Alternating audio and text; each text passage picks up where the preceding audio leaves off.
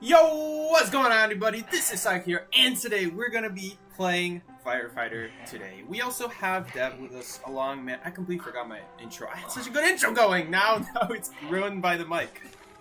I've been playing Firefighter a lot in rank last few days, maybe even a week, because he's been out for a while now, and I think he's actually a little bit better than I originally thought. I'm not entirely sure yet, because obviously, obviously, things could change over time. Maybe I'll find out something new about this guy. Maybe I'll realize that maybe he's not so great against the best hunters in the game, like maybe Opera Singer or Shadow. Nonetheless, I'm gonna be playing him. We're gonna see how it goes. And last few days, I feel like he's been pretty solid. I feel like he's a very versatile survivor, and he's not just the worst version of entomologist. Similar to how people thought Airplanist was just the worst version of Patient. You could say that he's a worse version of entomologist, but the last few days that I've been playing him, last few weeks I guess, I've been playing him, he seems a lot better, a lot more to offer than I originally thought. I thought he'd like just be blocking stuff, and it's just a worse version of a block because you can only block one time at a time with a 10-second cooldown in between and only 2 times in total. If you put it like that, then he doesn't seem so great, but the strength of him is a couple things. First of all, when you block a hunter with your ball, I didn't realize this, but when they charge swing, now, I always thought that the charge swing is all the time you're going to get. I thought that's the only advantage of him over entomologist, which to me didn't seem like that great of an advantage. It seemed to me that you get more time from a hunter having to swing 2 times than a hunter having to charge attack 1 time. But not only could you surprise a hunter with it by throwing it as a ranged attack. Is it a Percy? No, it's a lizard. We could try to go into hospital.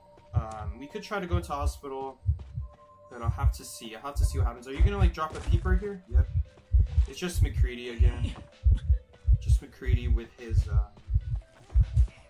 with lizard again. We're gonna use this to get into hospital. He's gonna jump 2 times here, but it's not gonna be close enough. It's gonna be too far away. I'm predicting he's gonna go around or goes directly for the what's it called? For the pal, which is completely okay as well. But his ability is just not going to be good here once we get into hospital. That's not in range. Sorry, man. He's going to vault it as well, which I think is a little bit interesting. Because if he went around, he would have prevented us from going birdcage. Now we have free reign inside a birdcage. I hope Psychologist watches out here. Yeah, she is going to watch out. Good, good, good. I don't know why she's standing there. She really wanted a pal stun, as if the hunter didn't know she was there. He literally has peepers. Okay, so I'm gonna assume he's following me. This is an okay kite so far, but I'm always scared. I'm always scared because lizard could always change things. He's jumping. Let's use the ball. This is gonna slow him down a lot because he didn't. One of the disadvantages of lizard is no, I'm not gonna get out of here. This is gonna give everyone else amazing kite time. It would be bad to leave, as this is the amazing kiting area. Let's see what the hunter does now. Hunter's still here. Now the peeper did see us there for a brief moment. Let's see what the hunter does next. Okay, the hunter's gonna go after Psychologist now. Okay. And we are definitely gonna take over her cipher now. There's a huge strength to be had. Sometimes you need to understand in this game that sometimes it is okay to kite on people's cipher, because if it turns out to be an unkillable kite, as in the hunter's case, it doesn't matter if it takes us 200 seconds to finish a cipher or 300 seconds to finish 5 ciphers. It doesn't matter. Just because of the fact that we still have 2 other people decoding, and as long as you stay in the good kiting area, which as you guys saw she did not, then you are going to go down. You're going to last a long time. But if you leave the good kiting area against the hunter, you're going to go down much, much quicker. And you guys saw how much harder it was at the start of my kite. Well, it wasn't, I made it look easy, but it was a lot harder. It would have been a lot harder. And at the very beginning of my kite, from the very start, you could tell that we weren't in a great position. We had the shed, but he quickly blocked off the window. And then after that, we're in open area. It's very easy for him to jump after us. Now, the good news is I used the ball. The ball helped us make sure that one jump is not close enough for him to get to us. But after that, we'd be in a lot of trouble. Once he is close enough for a single jump or 2 jumps to get close to us, we're going to be done for. It's going to be a guessing game of which side on the pallet he jumps on. So if we can get into an area like hospital or a shed where it's not so easy for him to get around, because there's so many walls and ceilings in the way, then it's going to severely limit his hunter. And that's the strength we're going for. Even if someone's doing a cipher nearby, that's not of my concern, because 2 other people are still doing their cipher. It's like I'll just can leave and start another cipher, because this kite is going to be unkillable. It doesn't matter if she has to start a brand new cipher, because, hell, she'll even finish that cipher that she had to start in the middle of the game, just because that's how long our kite would have lasted, hypothetically. Now, our ball is getting some really good use right here, guys. I don't know if the psychologist used it, but you guys saw right there the enchantress used it. We got plus 150 points, so it's still getting value, even after we first used it. And when we used it, it was amazing, because it let us get into hospital. That's an amazing use of your ability to get into an area that the hunter just cannot deal with. That is the strength of a fire investigator, similar to mercenary. Very similar to mercenary, actually, when you use his ball like that. I have a feeling he destroyed the ball now, though. I really hope he didn't, because a lot of hunters, they don't destroy the ball. Maybe it's just because they don't go against fire investigator enough. I have a feeling he destroyed it now, though, because psychologist passed by it with the tide turner, which gave him something to do. Now we don't have any ability, and this is like now when it's kind of hard for me to argue for fire investigator. But the thing is, this ball got a lot of value very far into the game, a lot farther into the game than one would expect, because a lot more people were like thinking, okay, you're gonna use the ball and it's gonna go down in like 30 seconds of your kite. No, our first ball, the way we used our first ball allowed us to not have to use the second ball for a very, very, very long time. And even when we had to use the second ball, it's just to really ensure that we are in an unchaseable position and just build our kite really well from the ground up to the top. And even later, had that psychologist maybe like with tide turner not gone near the ball, it's possible that I would have been able to pick it up. We would have theoretically got a third ball if you want to think of it like that, because we were reusing our first ball. So in total, we would get 3 ball shots this game. A lot of hunters tend to not destroy balls that you threw out in the open just because they don't have time. You already get so much value from bouncing off of it, they just don't have time to destroy it, which is very, very important. Enchantress is wasting her stuns here because the Cypher's already primed. Cypher machine primed. As long as she goes like hospital or something, forces a smash out, we're fine here. A basic hit is fine too. And yeah, it looks like she's running in basement. Okay. I don't know why she doesn't just use hospital. Even just running in a straight line in a circle around hospital would be better than just falling into basement and forcing yourself to get hit. But no, she didn't stay in a hospital. I guess she just fell down there. There's no way that was a height. There's no way she went upstairs and fell down. She would have been higher up in the air. But there we go. We got a tie. A little bit unfortunate. Psychologist kind of have 3 hits to work with there. Died pretty quickly anyway. Then she still had 2 more hits after the rescue to work with, because someone without tide turner rescued her. She still went down pretty quickly, unfortunately. So that was just a case of a bad random bug. As far as Fire Investigator goes, that was a really, really great game to showcase Fire Investigator, even against a hunter who could catch up to us, catch up with the ball. It worked out pretty well, though. So imagine a hunter who doesn't have as good of mobility as Lizard. Granted, his mobility is kind of weak once he got in hospital, but nonetheless, still really good. Still really good value. Especially when we were reusing Birdcage for a second time and he jumped after, so now I could just drop a ball right at my feet. I don't have to aim it. Wherever I press the ball button, it shows up behind me. As long as I run forward, it'll show up behind me. And that's really good for us, because normally the reason I don't like the ball too much for body blocking is because a hunter will see it and they'll start charging up their attack before they reach the balloon. So by the time they're at it, their charge attack is done, and the only animation they have to wait on is the blow up animation, which I actually didn't mention this because I was cut off by the hunter chasing us at Shed. I was going to mention that it's not just the swing animation that you're getting. When a hunter breaks your balloon, you get an extra 2 seconds from the hunter being in like an animation of being like blown away from the balloon. They're like stuck in animation of like they're a little bit shocked at how much air was in the bubble, I guess. So it knocks them back, and the book does say this, that it does that, but I didn't think there would be a distinct animation for it. I thought it would be like under swinging out of air, they get rid of the ball, they can keep walking, but no, there's literally an animation that stops them from doing anything after they break the bubble. Lasts like 2 seconds. It's pretty significant. And so, to me, if you can get the hunter to charge at your ball without having been able to do it ahead of time, like they just have to stand there and charge, that's a bonus, because you already get that extra 2 seconds after they destroy, which is really nice. I didn't think that was in the game, and then when I saw that, I actually played Hunter, and I realized that when I played Hunter. The importance of playing Hunter as a survivor main, right there, goes to show that you learn a lot about the opposing side by playing it, so that you can take advantage of it when you are on your main side, like on the survivor side. Had I not played Hunter and I have not smashed his balls, I probably wouldn't have known for a very long time. The Hunters are actually like stunned for 2 seconds after they destroy your ball, which is every second really counts in this game.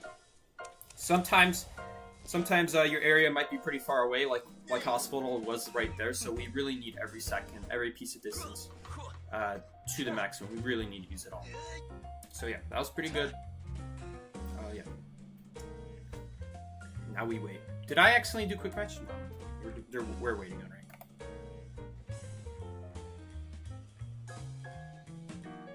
Saiki's liking a new survivor. That is rare. Yeah, I do like the survivor. I think he's pretty good. Again, though, the 2-ball limit scares me, because if you use it a body block, a doorway, or something like that, you're guaranteed not getting your ball back. Unless it's like easy to go around as the Hunter, in which case that wasn't a very good ball use from you as a survivor. I find more often than not, though, it's very often better to actually bounce off the ball, not just because it's good for that one time, but you can even use it a second time. It's already good one time when you use it, but very often, like I said, Hunter will not have time to break it necessarily, usually. Depends, if I'm being honest. But then because of that, you can actually reuse it, especially when you put it between key kiting areas. Don't put it at kiting areas, but put it between kiting areas, like your transition. Kind of like what I did there between Shed and Hospital. We use it as like a transition. So in case I ever want to leave Hospital and go back to Shed, which I very likely could have, it is Lizard. Those kinds of areas work well against him. Then I have that ball there to reuse and help me get back into Hospital. Into Shed. Like, we use it to get from Shed to Hospital, and then we can do the same thing backwards, so. I've done that a few times, and I think even on stream. Even on stream, I've done that against the Night Watch, going from just bad area to bad area. I guess one of them was like an okay-ish area, but once you use the pallets, it's also like a bad area. And it just just connected the area so well together. Made it a lot easier to traverse than would have been normal. And we're gonna let our randoms take these what's it called? You know what? I actually want to experiment more. I have a new route that I want to take with this spawn. It's a little bit risky, but I want to see how often does it work. Okay, I was thinking Hunter will spawn where Barmaid spawned, but Barmaid took the spawn now, so obviously Hunter can't go there. Hunter will instead go that direction, which is actually better for me because the whole plan that I'm trying to go for with this spawn is I'm trying to reach a restaurant, the greenhouse on the left side of the map, that area. Because if you can combine those two windows together, one at the clay entrance and one at the restaurant, those two windows work very well together. As well as that pallet behind restaurant is really nice. And then with our balls, we can connect it back to the restaurant. I'm thinking, at least. Also, this pallet is not bad. But I'm not a big fan of starting at 2-star because there's just nothing really good to use besides this one pallet over there. So I've been trying to come up with a different route to get to a restaurant without spawning at a restaurant. Because the problem with spawning at a restaurant is you don't really get good transition time. You could, like, rotate around the building. It's still not bad, honestly. I really need to play around with it, if I'm being honest. Okay, I was really scared that was a geisha. It is not a geisha. It's something that's actually very good for firefighter. So we are definitely going to abuse firefighter being very good here. Am I going to use the ball yet? I'm going to get greedy here. I'm going to say no. And the reason I say that is because we have a really nice pallet boost here. That's why I'm purposely choosing to do it like this. There's a warp. That warp was pretty bad. And say bye-bye to your Foggy Blade. the extremely good against Ripper. That was really annoying though, not gonna lie. I'm not sure if we make it to this pallet now. I think we do. We do barely make it, but look at how we're cornered now is the problem. Oh! Perfect timing of the window boost coming back. You guys saw it was literally 1 second away. This sucks. This sucks though, not gonna lie. That really sucks. But he already revealed that he doesn't have Blink. And I know he's gonna become invisible here, but I'm really praying we can get to this pallet and then get a boost. Yeah, we definitely would have lived there, even if he went after us. Unfortunately, Dev took a little bit of an early hit there. And look at the value. Look at the value from the Hunter leaving us. We are now going to decode 11% faster because the Hunter left us right there. Oh, wait, not so fast.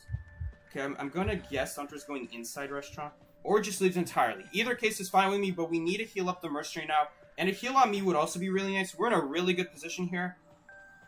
Okay, now I'm thinking we might only heal the mercenary, because it seems like he found a target pretty quickly. And that target is really bad at kiting. God damn it. Okay. A little bit annoying that the Foggy Blade traveled the way it did when I used my ball. You guys saw that. I wasn't sure if the Foggy Blade actually gets eaten up by the balloon or does it go through the balloon. And it does go through the balloon, unfortunately. So I had to dodge right there. Good use from the Ripper there to still throw it in my direction there. Maybe that was a little bit of a mistake from my end to go in this direction. Maybe I should have just dropped the ball and reused the window that I was reusing the last few times. Especially because I was just talking about how good those windows are together when you use them together at a restaurant. And honestly, it's not even that other window. It's mostly this window plus that pallet. You get a window boost, you drop the pallet. Okay, so then you loop back around back to the window. You don't have a window boost this time, so Hunter's catching up. But now you have a pallet boost to make up for it. And right there, the Hunter actually used the warp, and he kind of messed up the warp. I'm almost thinking, was there a way for us to counter it had he not messed up? Because I'm almost thinking, could you double block, could you still block the door's entrance with the balloon had he been more accurate with the warp? We might have done that instead, and that probably also would have worked. Depends if the balloon would have blocked that. Probably would have to be way more accurate though. So as I was saying earlier, we actually get decode bonus now. So Fire Investigator does decode 10% slower than other survivors. That is true. But for every 8 seconds that he's in chase, he gets 1% faster decode. 8% is a rough estimate. I didn't actually really time it. But the time I timed it, like, while I was being chased, I specifically looked while I was chasing, how long does it take to go up by 1? It took about 8 seconds, but I'll have to test it more specifically in an actual practice match. But from what I can tell you guys, it's about 8 seconds mid-kite to get 1% of increased decode. So I guess you could say we kited for 88 seconds based off of this number. Wow, we were so close. We were so close to popping again. Oh, well, it's a warp. I actually can't leave. I also can't stay in this area, though. Because if we stay there, then we don't have a good shot of getting to... I'm thinking here, if he warps here... That's not where I was expecting him to warp, but alright, we'll take it. I'm just thinking now. I think there was a chance there to make use of the ball. It would have been tough if he warped directly on me. There was a way to survive. Acrobat's gonna go backwards. I think that's okay. It's hard to say, especially because he decodes slower. It might be more risky for him than, like, let's say if I went for the gate. Okay, he actually changed his mind. I was about to say I wouldn't be surprised if he just left the mercenary here, but also when he chairs someone, he also gets Fog that way as well. So he's insanely fast already. Ripper, when he chairs people or when he knocks them down, they create fog around them, and very good buff for Ripper. Definitely speeds him up. I mean, gives him a lot more control over the map, but still, really good kite. Again, just like last game, should have been a win. And then the next person who got chased after the Hunter left me, realizing that how much trouble this Hunter is in, they decided to leave me and go chase someone else. And unfortunately, that person just doesn't know the kiting area. Stayed inside a greenhouse. Like I said, greenhouse plus red house combination. Those two houses bridged together, basically, is what I'm talking about. It's not a good kiting area. It really isn't. The only survivors who are good there are survivors like Patient or like Acrobat, because Acrobat can take a shortcut. He doesn't have to take a circle around the stairs. He can actually like jump over the stairs, over the fence, already heading towards the bridge without having to do that big circle after reaching the top. Which is really nice, but it's kind of expensive for them to do. They still have to use an ability. I guess Acrobat's less expensive because he gets 4 of those balls mid-kite, maybe even 5 or 6 if you already had some like during decoding or during a rescue. But, yeah. It's not a great kiting area. A long time ago, there used to be a pallet actually up there in the doorway, so that was an amazing kiting area back then. This was like when Chinatown first released. I was really up to date with Chinatown when it first came out. I was looking at all the areas. They removed like 10 pallets off this map. There used to be like 10 pallets on this map that no longer exist. There was a pallet upstairs. After you reach upstairs and you try to go onto the bridge, there was a pallet there. The Hunter could not go around, so they had to break it. So that made it a really good area. There was also there was like also another pallet inside the other house that you guys might remember. That one I think more people remember. That one was bad, I would say. It's very easy for them to go around, but that pallet also existed on the other side of the 2-story house, which, you know, it stalled time. It was annoying for some hunters. Hold up, what else?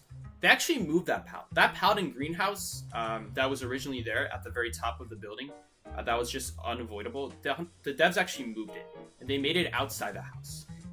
They made it like behind the house, an area that no one went in. They put it there.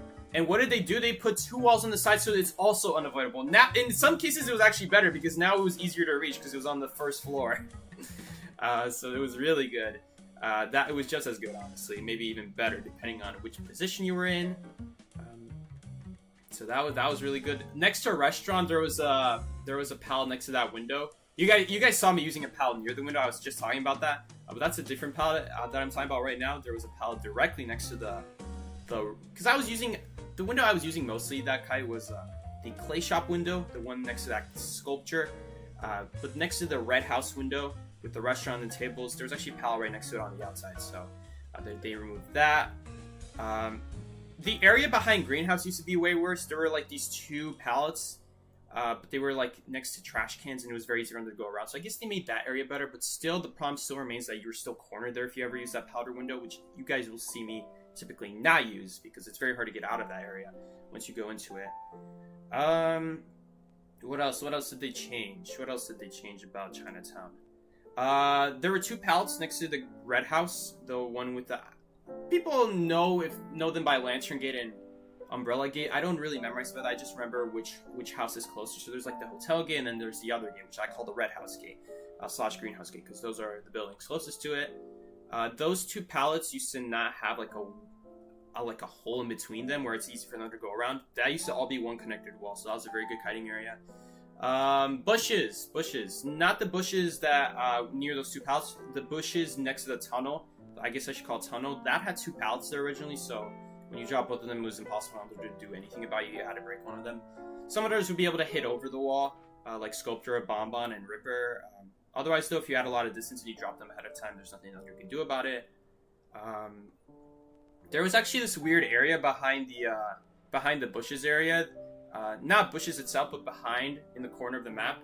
That pallet window combo used to not be there. Instead, there was something else that was way worse because it was connected to the edge of the map, and obviously once you use it, then you're kind of stuck at that point. So they changed that. They made it better, so now you have that breakable window there, which is actually impossible for Hunter to avoid. If they go around it, then they lose time. It's usually faster just to vault it most times. So I'd say that's a little bit better for survivors, that area, but most of the map became way worse. Next to hotel, by the 2 breakable windows outside a hotel, there's like these 2 crackable windows. Right next to one of them used to be a pallet. They removed that. It used to be a very good area. The pallet directly behind hotel, behind like one of the exits of the hotel, right behind it, you guys will know there's like a pallet right there. They actually made the wall shorter on that pallet, which made the pallet a lot worse on one specific side. If you can get the hunter to go around the other side, though, you make it a lot better. Still, it's still just as good, but it's still easier to go around on the other side. Hotel itself, there used to be 2 pallets at the bottom floor of hotel. Now there's only 1. What else? What else did they change about? They changed a lot of stuff. They changed it multiple times. I'm just telling you what it was originally compared to what it was back then. These didn't come all at the same time. They like it used to start out with like, oh, they were working on greenhouse, all right, because they didn't like greenhouse, they didn't like the pallet there. Then they finally turned their attention to hotel, which took them a while. I was like wondering, why are they not fixing the double pallet out hotel at the bottom floor? And then they started doing some other changes I really don't like. Like they removed that pallet next to a restaurant, which like sure they could have, but they really didn't have to. I guess it was fine. I feel like they could have moved that pallet elsewhere rather than remove it entirely, because that pallet was really necessary to connect certain areas together. Sometimes now it's kind of tough. There was that pallet at tunnel, which I don't feel they should have removed. I feel like they should have made like maybe a hole through the tunnel that the hunter can go around the outside of it, so it's not just like you drop it and the hunter cannot deal with it. They have to break it. The pallet next to the 2 breakable windows, I was shocked about that one. I didn't think they would remove that. I thought that was like I thought that was like a skill-oriented area to use. Like if you wanted to use it at the highest level of the game, you had to know how to use the windows without having to use the pallets, so that you can use the area as efficiently as possible without your kite ending too soon. That was a really long sentence. So yeah, then they removed that pallet. I'm like, well, great. Now the whole map is slowly turning to crap. Yeah. All right. I almost forgot. There used to be that one pallet. It's so weird. But there actually used to be a pallet. You guys know there's like a chair in front of the big tree, right next to that one breakable window that like leads to the tunnel. There's a pallet in front of that. It was completely useless, but they just removed it. They removed that one. And people, I guess they didn't like it because what would happen is, if the window would break, you could hypothetically have that pallet dropped ahead of time so you could get a pallet boost instead from it. But that was very rare to happen. It was mostly the window that was good, so that it made the pallet almost worthless. Because that pallet was so easy to go around as Hunter. It was like 2 blocks long, and then the Hunter could already like go around the wall. It was basically nothing. It was unusable pallet. It was only good to drop ahead of time. Kind of like the arm stacker pallet. You guys know the arm stacker pallet in your middle? The one that's useless that people just drop for a boost ahead of time. Exactly the same exact pallet. Like, very shaped very similarly. Almost as useless. Only good for, like, a pallet boost. And that's it. So, times have changed on Chinatown. It used to be a very, very, very, very survivor-sided map. Probably not... I wouldn't say the most survivor-sided map that's ever come out. I would give that to Darkwoods. Big time. Asylum is up there, though. And the oh my goodness, the racing horse map. Honestly, that might be the current most broken map in the game. The pallets are so good. The windows are so good. There's so many like these buildings combined with pallets are just the Hunter has to break. So many walls in the way, which makes it hard for the Hunter to see anybody in general. Even when you're close to them and chasing them mid-kite, they block it off, and you don't have a reliable use case for your ability. It's so difficult of a map. It might be the most difficult map ever to come out in the game, but Darkwoods... Oh man, Darkwoods was really high up there, but I guess nothing will beat... I guess nothing will beat the unbeatable nature of the horses that you can't get hit off of them. You can't get terror shock off of them. I don't know if people knew this, but it's like the tram, but on steroids. Where people get on tram and you can't terror shock them off, right? Everyone knows this. Unless you have like an ability like Sculptor, which can knock them off the tram, and that's... Little people know about that, honestly. So someone here on the stream might have just learned something new about Sculptor and the tram. You can actually put it inside the tram, and if you put it on top of the person, it'll actually knock them off the tram, right in the open. So you can actually do that, and it's really nice. But Fear Hunters can do anything about that. The horse is exactly the same, except you can't hit them off. Volleyblade doesn't do anything. Violino doesn't do anything. Literally attacking the survivor in their face does not do anything. And if you attack in front of the horse, then you get run over to make things worse. But even if you go on the side of the horse and you attack the side of the horse where you will not get run over, it does do no damage. It does literally no damage. 0 damage. I tried it as Ripper. It does nothing. I tried using the Fire Blade. It does nothing. It just hits the side of the horse and disappears. I would say that's probably the most broken map, probably in IDV history. I mean, have you guys seen the patient hooks you can do on that map? The airplane is jetpacks. Did she just miss her flare gun? I saw the screen shake there. I looked up at the screen, then I looked back down because I see she's still attacking, and I'm like, wait a second. Yeah. Chinatown was really, really good, though. Really good survivor map. Asylum, very good survivor map. Darkwoods was a very good survivor map, but when I played it recently, they changed that map like 5 times. I cannot tell you guys how many times they changed that map. It's still very survivor-sided, so I don't know what their plans are with Darkwoods. But they kept changing it. I don't know why, so... I mean, if I see Darkwoods as a rank map, I would love that. I love seeing new maps in rank. I think it's very cool. It gives you... Because one of the... Really? You're gonna go pick up Coordinator and leave this survivor? Okay. Alright. That's fine with me. Let's pick up the ball. Prisoner getting a little bit of a boost. You know, every bit matters. Every bit really does matter. Gonna ignore me, go straight for Prisoner, probably. Just to be safe, I do want to avoid the Harpoon in case she goes backwards. I don't want to give her like free 50% water. Okay, and you know what? Since Forward is gonna, I guess, go rescue, I was hoping he'd go for a Cypher. We're gonna see if we can like body block with the ball. Remember, if Naya throws the harpoon, she actually can't attack it. So if we can get him into a really good area where that's the case, then that would be awesome. But it doesn't look like it right now. Looks like the opposite, actually. Can that does... It wasn't close enough. It wasn't close enough, unfortunately. I'd love to get my ball back, but right now it's a little bit too dangerous. But the knight also doesn't have time to break the ball necessarily. If she goes and breaks that ball, then we get a ton of free decode time. Yeah, I'm just gonna go for their ciphers. So we need to start another cipher anyway. That really sucks. We just weren't close enough. That is the biggest problem with Fire Investigator. Incredibly short range, which makes it very hard to support from a distance. You're really immediately going down. But it really makes it difficult. Unfortunately, maybe I shouldn't even tried. But I mean, I know we have a cipher in that corner, and if we can support even for just like 20 seconds, that might be enough to pop the cipher.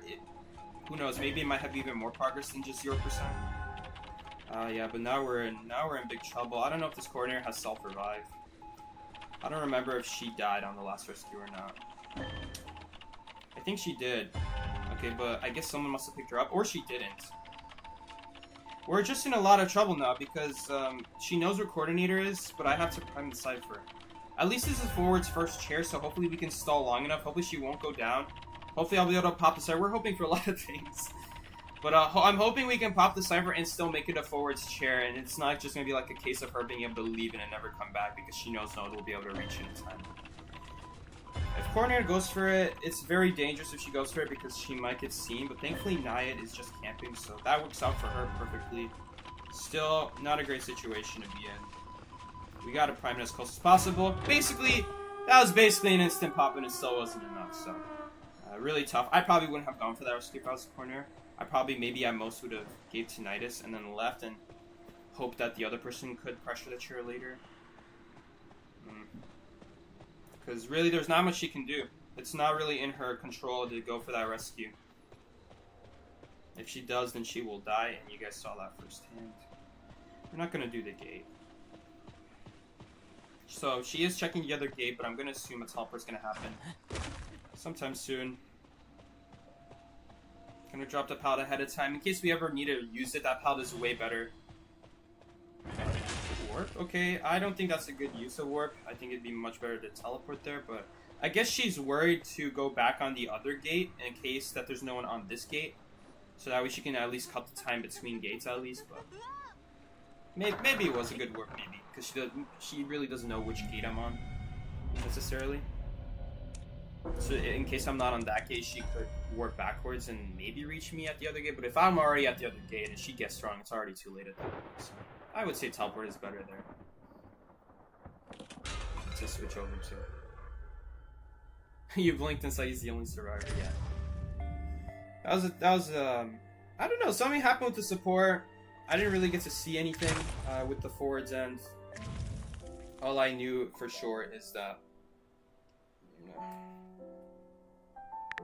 All I knew for sure is that I was not able to make it to the prisoner. The prisoner unfortunately died.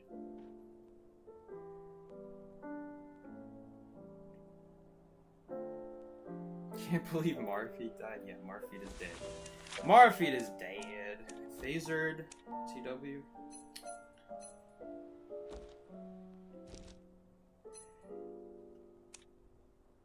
Let's invite Snappel.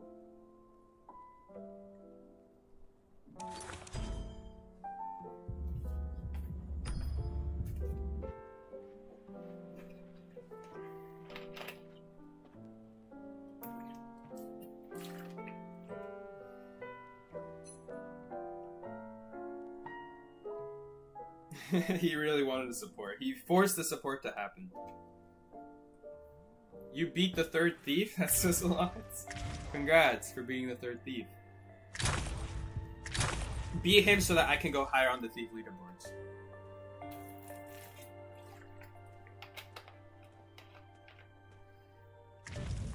Okay, so now we got Snappel, and we also have Snappel's friend.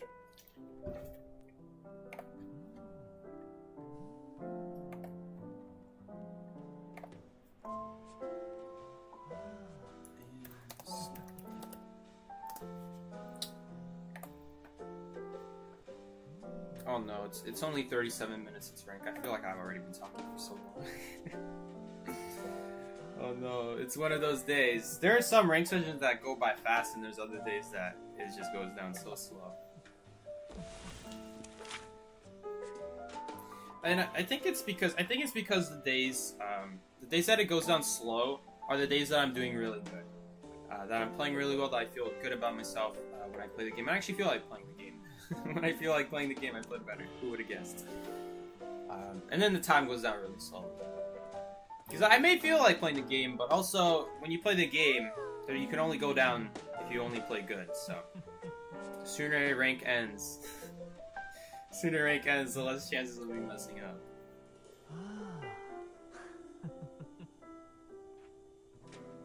Leo should just get deleted. I hate Leos. It's so dumb of the map. I hate that they're removing some of those good areas. It's good that they are, but they're not doing anything about the rest of the map. The whole map has like these one really good area, and then just dead zone in between good areas, and it's really tough. They don't even have to add new areas. They could just move the areas around and move the double crate pallet in between God Corner and what's it called? In between God Corner and the Christmas tree gate area. They could move that crate more to the left so it's in between the areas, so you have something to transition to. Instead, you got to go at an angle to it, and then at that point you have to go at an angle back to God Corner. It's just increasing the distance by a ton in total. What about if you're trying to go from shed to front gate area, Christmas tree area, I should say, or from Christmas tree area to shed? Then you can't do that because the area literally at Christmas tree, it's to the side of the map. So you have to literally go on the side of the map if you want to go to shed, because you can't run to shed directly unless you use like a patient hook or something. And then at that point, even the pallets there are not shaped to go to that area very well. It's very easy to go walk around it. The whole pallets are like on the edge of the map, so they're not really in the direction of shed where you need to go, which is really difficult. It makes it really difficult. So if you ever want to go from like shed to like the front gate Christmas tree area, it's really tough because you literally have to go at a diagonal towards the pallet, and then when you're running back to the area, you have to go like back up, which at that point the hunter can see that and they can go around the logs and cut you off. And that's why Leo's Memory is such a bad map, because that's just one of countless examples on that map. It's the exact same example, just with different areas involved. All because the areas are just shaped in the wrong direction. Not necessarily that the area is bad, like the Christmas tree logs area, it's not so bad. The reason it's so bad is because it's on the edge of the map, impossible to reach anything else. That's what makes it so bad. So you essentially have to kite there, but it's not really something where you can kite there for a long time. It's just there to like get you from point A to point B. It's not something that you can kite at for a while, and that's why I hate Leo's Memory, because you got a lot of those situations where you're forced to use areas that are not meant to be kited at.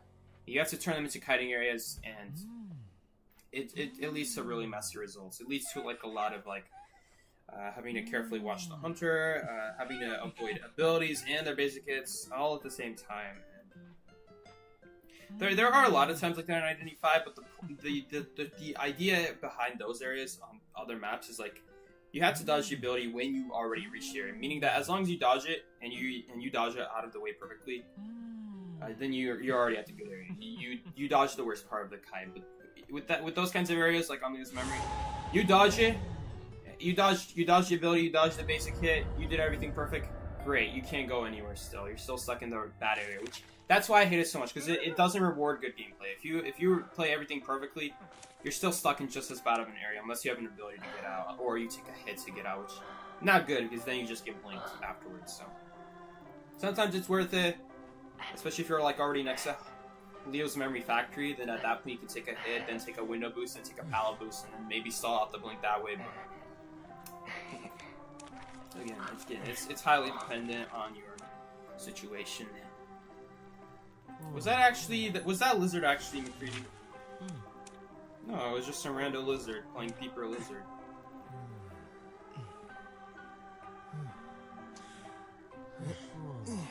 Oh no, guys, it's Lizard PC. He's so scary. We were gonna die. How did I not die to PC Lizard? No way. Alright, anyway. We're gonna take this spawn. I really like this spawn because hunters tend to go after me here, and I also get a really nice start at the very beginning. My one problem with this map, with this spawn here though, is that sometimes if it's like Percy or Geisha, you don't really get a good start. In fact, it's probably one of the worst places to go. At least if it's Percy, at least once you reach Shed, you're probably fine. Unless it's confined space. Well, with Geisha, it's really tough at that point, no matter what. But thankfully, the hunters spawn at Shed, which I think is a little bit of a mistake because I think it's easier to reach Hospital when they spawn Shed. It's kind of ironic how they kind of block me off from Shed. Like, oh, Shed is a better area than if I try to spawn in the bad corner. So now the survivor has to go bad corner. No, I don't. It's just easier to reach Hospital instead when you spawn at Shed. Still not easy because sometimes you get unlucky with the spawn. We'll see here right here. Will I get unlucky or lucky? Okay, I got unlucky because we spawn behind these walls. Look at how far we are from Hospital. There's another spawn where you spawn past these walls. Just a little bit. Small difference makes a huge difference in reality. Because look, now the hunter's going to be able to reach us much easier before... Now we can't actually reach the area. So we're going to be stuck here. Not the worst thing in the world. Because as you guys can see, it's still not bad. Still not terrible. Dodge the cats. Beautiful. I think she messed up her dash, or she meant to go for the area. Yeah, it looks like someone is decoding there. I really hope it's just the mercenary decoding there, because anyone else decoding there, they're not going to be in a good spot. It is the mercenary. Okay, so I'm going to assume the hunter might want to... Ooh, I hate this mud!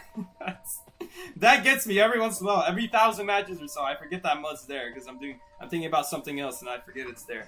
It actually slows down your movement speed. Very random part of the map. Very random addition, but...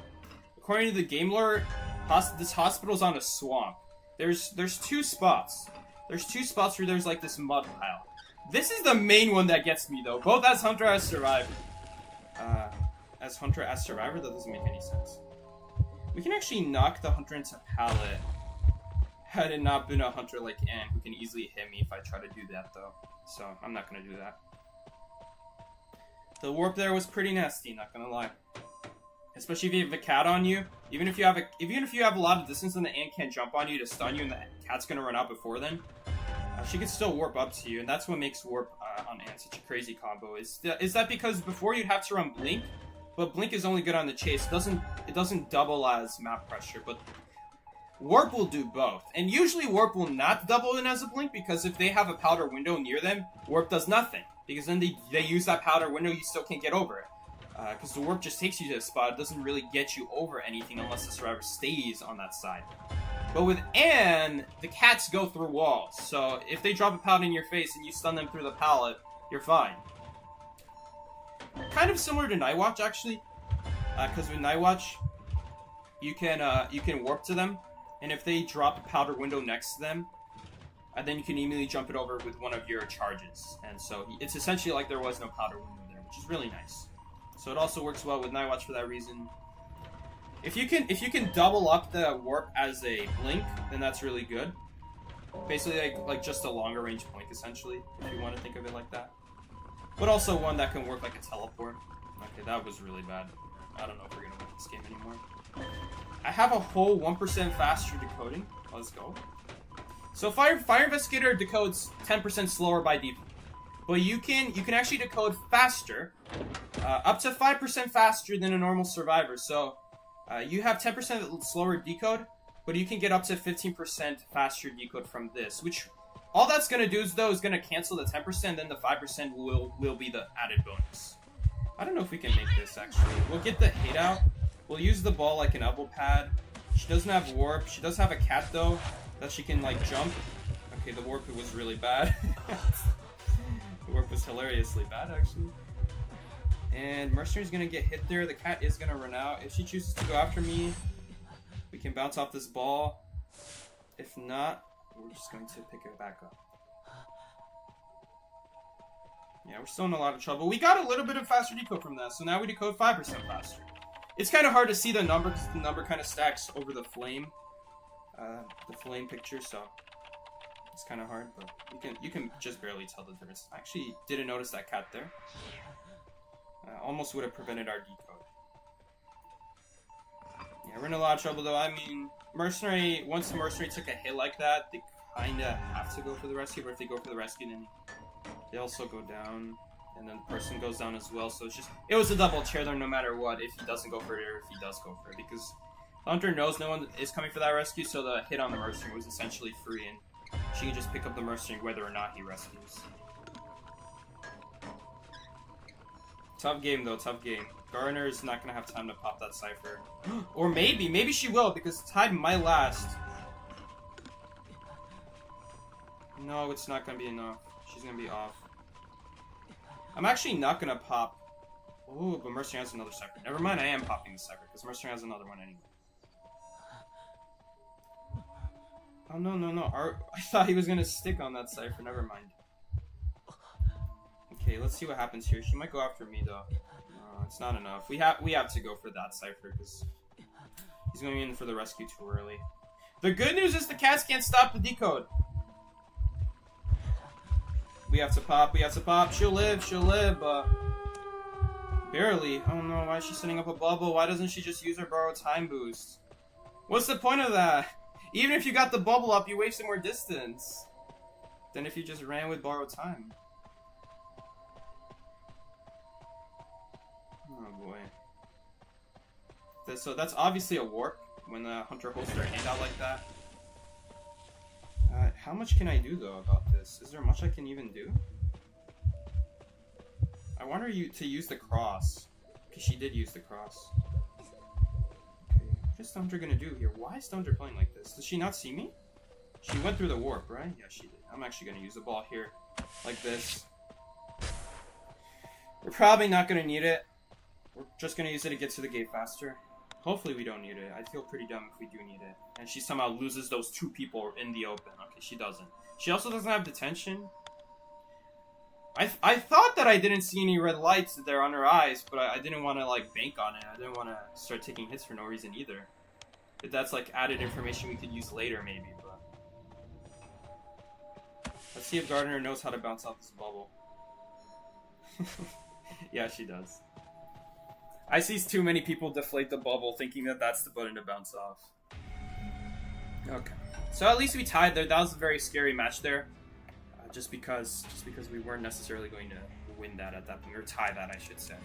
Whenever we're in a really bad spot that we're going to lose, I say tying is like a win. And if we're in an easy win position and we tie, I essentially call that losing. I just call it losing just by instinct. Not that it is losing, but to me it feels like losing because we had an amazing game. And then it's a tie, so we get 0 points out of it now. So it's essentially like losing. But if we turned a loss, almost a guaranteed loss, into a tie, to me that's like winning. Because we turned like a -6, -7 into a +0 or like +1. So yeah, that was pretty close. God damn. Losing streak ended? You lost 4 games in a row before this? Oh no. Snappel was on a 3-game losing streak. So, whatever, you can actually figure out a person's losing streak based off how many points they get. If you lose 2 games in a row, you will get +1 for ending it. If you lose 3 games in a row, you get +2. You can only lose 5 games in a row before it stops giving you extra points though. So if you see someone with +4, that means they lost 5 games in a row or more, because they don't give you extra points after 5 games lost. Imagine you could see someone with like a +20 losing streak though. That'd be funny. They lost 21 games in a row. Well, no, it stops increasing after 5 losses.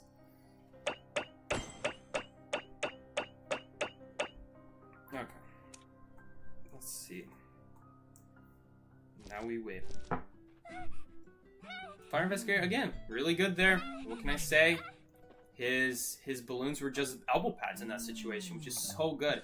An elbow pad that we can pick up that the hunter didn't have time to pick up as well, to destroy. I mean, they just had to go after me. I'm thinking if the warp was better placed, I'm thinking that she could have stopped me, because not only was that closer to the chair, but you guys saw that by the time she exited the warp, I was already rescuing in the rescue animation. So if she put it closer to the chair, it would have reduced the amount of time she has to wait to travel. It would be a matter of milliseconds, but every millisecond really does count for rescues, because rescues only last 0.6 milliseconds. So it's really important. Where is it? It's milliseconds, right? It's not called something else, right? 0.1 second is 1 millisecond, right? Or is 0.01 seconds a millisecond? I think it's 0.01. So what would it be called? A decisecond? No one calls it decisecond. Do you think you saw someone with a 3% win rate? Oh no, they for sure getting that plus 50 losing streak ended. That 3% winner is the one time they won a match, so they got like plus 50 losing streak ended. It's like, I'd never do that for you? Do what? Draw sessions suck? Yes, they do. We had back-to-back. We were doing a really good kite.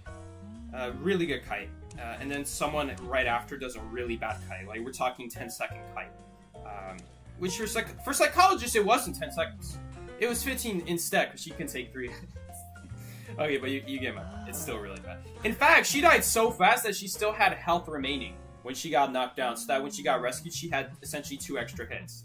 Instead of being at half health, she was like at less than half health. So she would have survived a basic hit. She still died. But anyway, she's still, obviously she still died, but I mean she died fast. Obviously, Psyche, she died. 1, 2, bro. You've been on a 10 losing streak before, unfortunately. I don't know what my highest losing streak was before. I only know that I used to have some really long win streaks. Those are the ones I remember. If I have losing streaks, it's like just people being dumb. I just forget them. Ignore that comment. I was 3 minutes behind in the stream. Okay. Well then, how do you know? Wait a minute. How do you know now that I'm responding to them? You'd only know 30 minutes from them. Hold up. Someone's seeming fishy here.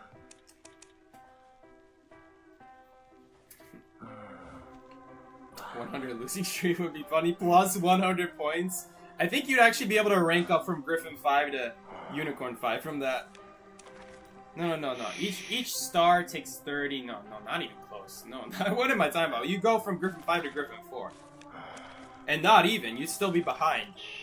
Because each star is 30. It takes 150 points for 5 stars. Yeah, you wouldn't even get to Griffin 4. What am I talking about? Imagine you went from, like, Griffin to Unicorn.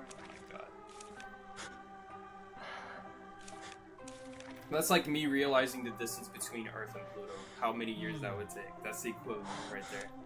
I'm like, oh, it's not too far away, and then you realize you do the math. I'm like, yeah, no one's ever traveled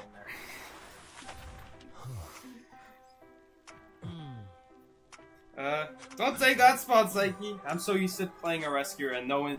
Whenever I see no one taking middle, I just assume, alright, I guess I'm taking middle, and I'm like, oh, yeah, I picked rescuer, yeah, I'm gonna have to take middle. Right, so if no one's taking middle, it's because they assume the rescuer's taking it, right? And I just assume I'm the rescuer at that point. Because I'm usually the rescuer. I just forget what character I picked. I'm like, oh, I'm mercenary, right? I should be picking this. Oh, I'm gravekeeper. Let me pick this one, right? Sometimes I'll be like busy doing something else, maybe taking a drink. I see middles open for a while. I'm like, oh right, yeah, my bad. I should pick that. It's gotten to the point where if I'm not the rescuer and I see the spot open, I'm just like, oh, my bad. I should have been taking that. I was talking about that cord who rescued against denied, but I realized I wasn't caught up. No, you're fine. So you like clicked live the moment you said that comment? You never do that to me? You never missed the gun? Because that's what she did. Okay, a little bit scared here. You don't really see the spawn, so I'm a little bit worried. What is this hunter planning here? Okay, they were just planning for an instant camera. That explains a lot. That doesn't explain why the other hunter on Lakeside a few matches ago chose to spawn there still, though. Imagine he's like waiting on this camera already. Okay, no, that's impossible. Because he's hitting my body. It sounds like it's right next to me because I can hear the accessory making that noise when he swings. Okay, so I'm gonna do reverse psychology. We're just gonna stay at Big Boat. And I purposely didn't walk through the camera there because if I walk through, he would get tinnitus. He would just guess that it's me, and he'll have an idea of where I am. Now he doesn't really know where I am. I'm gonna guess that this photographer guesses that I left Big Boat because obviously he found me at Big Boat. So obviously I'm gonna run away from Big Boat. But I don't like to do that because then if you run to the left side of the map and then he cheered on the left side of the map, your chances of getting found are way higher. It's kind of like a 50-50 if you choose to run away from the cipher. Because if you choose to run away from the cipher, you don't know which side of the map the photo is going to go on. So if you just stay by the cipher he first found you at, you know that the hunter is not going to be able to just stand by that cipher. I guess it depends, because if the photo camera's about to end, he's obviously going to pick you up and then chair you right next to where he found you. But if you see that there's a lot of chair timer, sorry, not chair timer. If you see there's a lot of, sorry, I should be healing him in case the blink happens here. Why can't I heal him? I guess it's because I'm too close to the edge, right? Pull up that one stream, it's like, yeah, double digit losses. My goodness. That's not Snappel, right? Snappel's the mercenary, right? Right? Don't tell me Snappel went down that fast. Without a blink, too.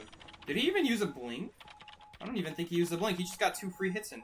I'd understand if that was like an injured person who can't be healed, or maybe even if they could be healed, they just didn't have time and they started getting chased and then you get blinked on. Totally understandable. Right? Full health, though. Cannot get blinked to death. Took a free hit. Now you are. Still not getting a blink out. What's going on here? It's a JoJo. We lost this, yeah. As you can see, we lost this, guys. No chance. Well, we got double rescues happening. We got Marv rescuing, not Marv, literally, but Dev rescuing the camera world and Mercy rescuing the regular world. Or no, unfortunately, not able to make it to anything. I probably would have gone for the pallets in front of that chair rather than the windows behind her. I really hope we can finish this. I don't think we are going to finish this, though. We're going to be like 95% when the camera world runs out, so that's tough. That's tough. Especially because of Panic and Deteriorate. We decode 3, 6, 9, 10, 11, 12, 13, 14% slower right now, plus my decode debuff, which is 24% slower. Yeah, we weren't even close. But I think as a normal decoder, we also would have been falling off there by 90 to 95%, so we're in that range. But no, I was even less than that. So as long as he doesn't have blink, we're still fine here. We could just let the, I don't know why we're going for that rescue. He didn't even need to use that blink. He wouldn't make that rescue. So yeah, if he does have blink, then assuming that no one rescues, he would try to find the next person and that person would get blink, because we're all injured. So yeah, we lost this game. We lost this game. Not much more to be said.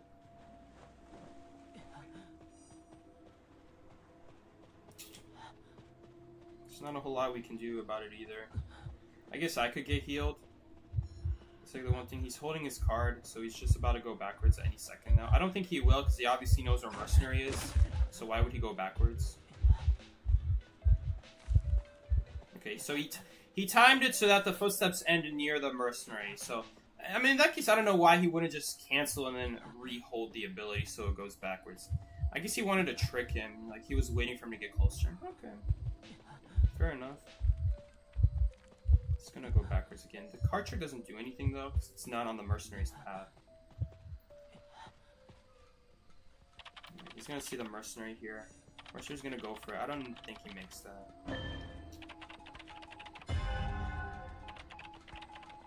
Let's go. We decode 3% faster though. Remember guys, always look at the bright side. Surely we'll pop all the cybers now.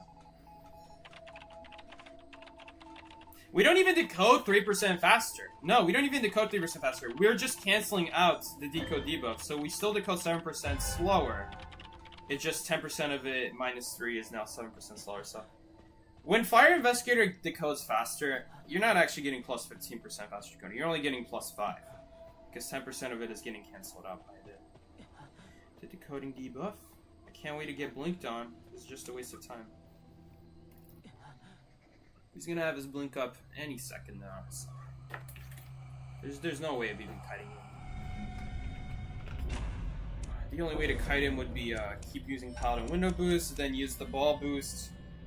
We actually could do that for a long time, assuming we get a decent start where he can't immediately blink us. After that, we'd actually...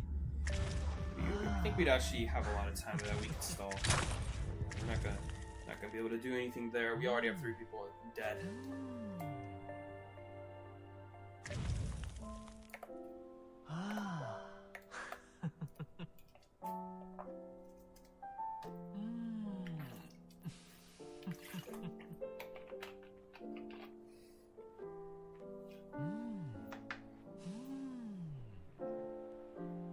Oh, by the way, there's like one scary thing about when you do the cipher that the photographer first found you in.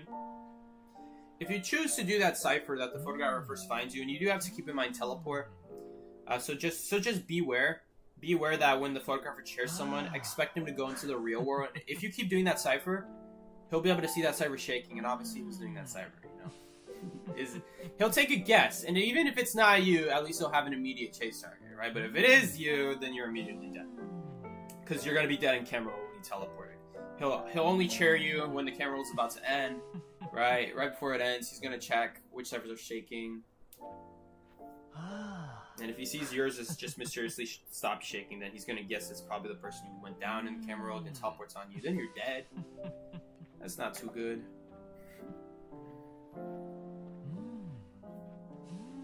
So yeah, just be careful of that. Try to get off the cipher as soon as you see them get chairing. Just so they don't have time to see your cipher still shaking and then mysteriously stop shaking. Just to play around teleport. It's not a good trade around teleport on photographer, but it can definitely catch you off guard. Only in that situation. If you're not gonna die in camera roll, it does literally nothing. It does literally nothing. As long as you know how to, as long as you're immediately running away as soon as you see the teleport happening, you're fine.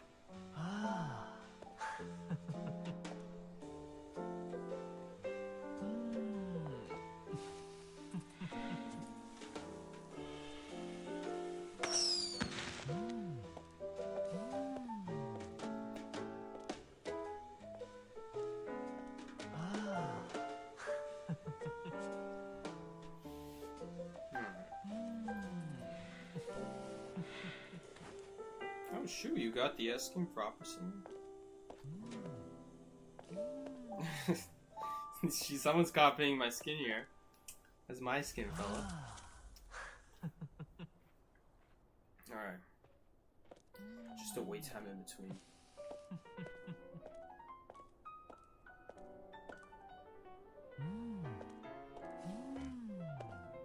The times you died to that mud. I don't think I've ever died to the mud in hospital, but it's randomly slowed me down. It was annoying, but I always keep an eye on it. It's very rare that it stops me. There's one right there, and there's also one near statue, but that one is not on any kiting routes, so it's very hard to accidentally walk into that. The only time you'll walk into it is maybe you're coming from hospital to the chair to rescue that statue, and then it might get in your way. There's no kiting route from statue to hospital that's on the path of the mud. Like, you can drop one of those paths at statue, then one farther away from the statue, and then you can make it to hospital that way if the hunter has slow pallet breaking and they're already pretty far away and they're perfectly on the right side of the wall. Then you could try to go for it.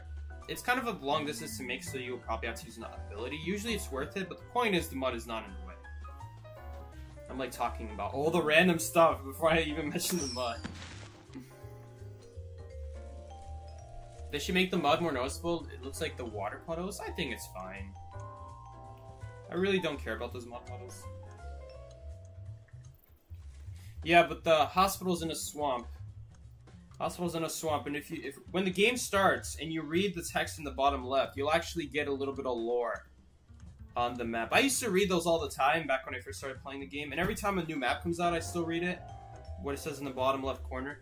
It disappears really fast though, so back then when I was starting the game and I tried to read it, I'd memorize where I left off and read from that point, because you can never read the whole 2 sentences before it disappears, so yeah.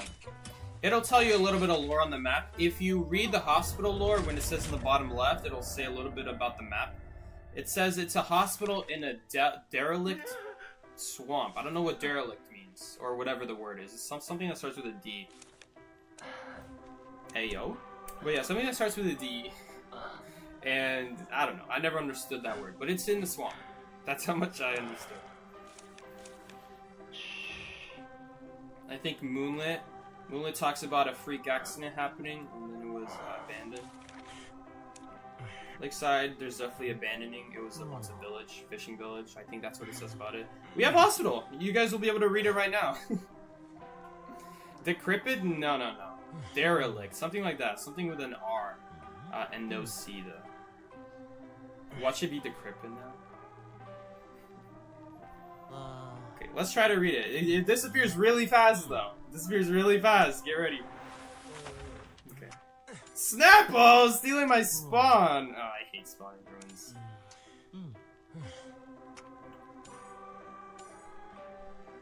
I hate spawning rooms because I don't want to be stuck there, but... We'll see. We are playing Fire Investigator. It might be worth it just to leave ruins and enter a hospital. Wait, where did the hunters spawn? Oh, they spawn in the bottom right. I didn't even notice that they picked their spawn. Okay, read it really quick. I never watch YouTube videos, so I'd never like be able to rewind. So let's see. You guys will be able to rewind. Quick! A derelict hospital near a swamp. People often glimpse lights inside this building. You see what I mean? So apparently lights flash at night in this building, and so... Dang, another photographer. Okay, this time it should be an easy win, right team? Right team? We should easily win this. Just like last game, but we don't talk about last game. We just move on. Alright, Mercenary's gonna obviously immediately get found, not much we can do. It is a little bit annoying that he knows where we spawn, because if this was like, if this was back in the day before you picked your spawns, you'd have to literally memorize every single spawn combination. Is this my cipher? Okay, because he literally dropped the survivor. And then, obviously, when you see him drop a survivor randomly like that, that means he's checking one of the ciphers. He's coming out of the camera world. Now, he's still not picking up, so I'm just going to play it safe. Who knows? Maybe... You never know. I have to play around every option. I even have to assume the photographer is dumb and leaves the mercenary and starts looking for other ciphers. You have to assume the worst case scenario. Worst case scenario, the photographer is dumb. He leaves his mercenary on the ground just to start checking every single cipher to flip in and out of the camera roll just to try to terror shock someone, or not terror shock, but just hit him in general. And you're gonna be you're gonna feel really dumb that the photographer was really dumb and that it paid off for him. So you have to think about every single option that he can possibly do.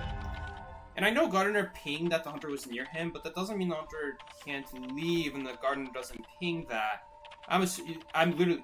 When I said assume every worst situation, I literally meant that. Assume the Gardener will not ping when he leaves, or assume that she doesn't know, or something like that. Literally anything you can come up with. You have to assume it with photographer, and it will happen. It will happen. I will tell you every single thing that I have thought of that the photographer could do. Maybe not that match, but in another match, they have done it. Every single option you can possibly think of, they have done it. So it comes to a point where there's nothing that can... There's nothing that will surprise me. The only thing that will surprise me is how lucky he gets when he finds me dead in the real world. That's the only thing that will... And that's just luck at that point, so... It's literally just luck at that point, so... Not much to be done about that, obviously, but... we're gonna do the next server here. Got the server done pretty easily. I don't know why he's not flipping the camera world. It's been up for like the last 30 seconds. He really is invested on this mercenary. Even spent a blink. Still didn't hit him. And now he's going to give up and go back to the camera world. So, gonna go into camera world here. We'll get a heartbeat ahead of time. Now, there is one possibility that I always think about. And even in the camera world, I will go out of the camera world just to check. But... because I'm always thinking of every single possibility in the game, this one's never happened. Okay, I lied. This one's never happened before. Maybe it has, but I forgot. But I don't think I'd forget it, because this is a clever play that only I have done myself to survivors. Is that if I know survivors decoding in the camera world, what I will do is I will go in the real world and then switch into the camera world to surprise them and get a hit on them that way. Now, obviously, that's not possible right now, because he's holding the camera world Gardener, which means we will know. We will obviously know when we have a heartbeat, because he can't choose his world right now. So he's gonna get a free hit on me, but he won't have time. He will not have time to knock to chair me. I mean, obviously he'll knock me down. The good news is I was touching a cipher, which means we can still heal up. Photographer prefers to hit people once, not 2 times. Now, obviously he hit me once there, but that was a terror shock hit, so it doesn't really count. Just making sure I'm careful which side he goes on. Unfortunately, I did not see that Gardener there, so we kind of ran into her a little bit. Just hope that he doesn't find her now, I guess. The card trick might expose her, so if I was her, I would pick her up. I would pick herself up sooner than later, because if he flips his card and it points to the closest survivor when he uses that. By the way, so if the closest survivor is a knockdown survivor, he'll just find you and pick you up. So you got to be careful of that. Again, every single option you could possibly do, you got to think about it. So as I was saying about the camera world thing. If you see a survivor shaking a cipher in the camera world, that's a real survivor. The camera versions of the survivors cannot shake ciphers. Even if the cipher had a lot of progress, and they're doing it in a camera world version, they can't shake it. Only a real survivor could shake the cipher at that point in the camera roll. So you'll know a real person's doing it, and you know they're only doing it in the camera just to get a heartbeat when you approach them in the camera roll. So that way they don't get, like, jump scare or anything. So you could go in the real world the moment you get tinnitus, because you actually get tinnitus a few meters before you give them a heartbeat, or you can see the cipher shaking. And that way you actually go into the real world, walk up to the cipher in the real world, then switch into the fake world, into the camera world, and surprise them that way. I mean, every single combination. No, I just pinged! I can't tell her that the hunter's near. No! She's dead. She saw me running away. Nice. She's smart. Kind of a bad situation, though. Not gonna lie. He's gonna card trick, but I know where he's gonna show up. I know exactly how long it takes to show up where, because I played photographer. He used to be the best hunter in the game, so I would play him a lot, and I know where the card trick is gonna take him. So I know where to run to avoid it. So now he's using it, but now it doesn't do anything. Not a necessary lasso. He ended up missing it anyway, but I don't need it. Oh, that is so annoying. That is so annoying. That actually was a good play from him, because that made my window boost 25% speed instead of 50%, which was really annoying. That was really annoying. Because otherwise we would have gotten a boost, we definitely would have made that pallet. Because the speed bonus, I immediately picked up that the speed is lower. So I tried to run in a direction that he wouldn't expect, but I guess I should have turned it harder backwards in that case to make him not expect it even more. It's really all about, like I said, predicting every single thing you can possibly do. That you're already ready for it. I'm actually happy that he hit the gardener right there. Now she has an instant bubble. Please hit me, not the gardener. It doesn't really matter who he hits. Oh no, it actually would have been better if he hit the gardener, because now the gardener is injured slightly. So if he didn't have the tension, he would be able to kill her. Oh no, we might die to blink here. Yeah, I was really trying to use the ball to get him stuck on it, or maybe we can bounce off of it in time, but I can't do that. I can't do that immediately, at least. Maybe I should have done something else. Maybe I should have ran to the pallet, and instead of dropping it, I should have put a ball there. It doesn't really matter, because everyone's going to escape at this point. But in case it would have mattered, it's always important to think about this stuff and, like, just look back and be like, okay, in case the situation happens again, and it does matter, I need to have a game plan. Because at that moment, I'm not going to lie, I didn't really know what to do. I know he has blink. I know he's right next to me. The window boost is not really going to get me that far. So maybe I should have ran to the pallet. Don't drop the pallet, though. Put a ball there. So that way I keep my window boost without having to be stuck in a pallet drop animation. Also, I'll have to blink through the ball. Now, he can still blink through the ball is the problem.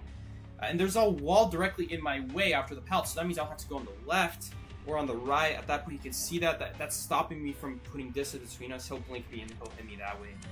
So maybe it would have been enough, though. Maybe it would have been enough. Maybe I underestimated the power of how long that window boost would have lasted. I think I did. But it would have been really close still to reach the next pallet at ruins. So probably would have been the better option, though. That I'm thinking back on it. Like, I just didn't want to pass the pallet because I was thinking we have to use the pallet. No, we don't have to use the pallet. We could have dropped the balloon. That doesn't take any animation time. We keep all the window boost without slowing ourselves down to make it easier for him to blink. Because when we evolve to that window, you slow yourself down so that he can blink over it. So I knew the blink was coming, but wasn't really sure what the right call was there. Now we know.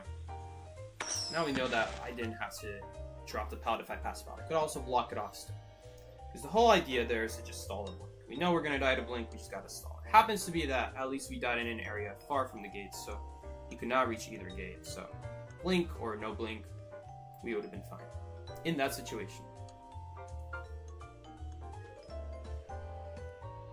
So what was the word? Derelict. It was derelict, right? The one with derelict hospital. So yeah. Every map's got like a little bit of story behind it. I forgot Arms Factory. It's been a while. I think it says something about a factory that went. I don't think it mentions anything about it going bankrupt though. You learned that from Hellember's story. Hey Sai, can you please give any tips on kiting specifically spider? Yeah. Try not to leave pallets up against spider. Basically, in almost every situation, drop almost every pallet you come across. Because if you leave a pallet up, it's very easy for it just to web right through it and hit you. So you cannot really leave pallets up against her. Tight kiting is really bad against her for that reason. You don't want to try to circle pallets and windows too much against her. You kind of just want to use it once, because remember, the more you stay at it, if she puts a web there, and let's say she doesn't have enough energy for another web, the more you stay there without removing that web, the more time you give her to get her next web back, and now she has 2 webs there, and now that's significantly more dangerous.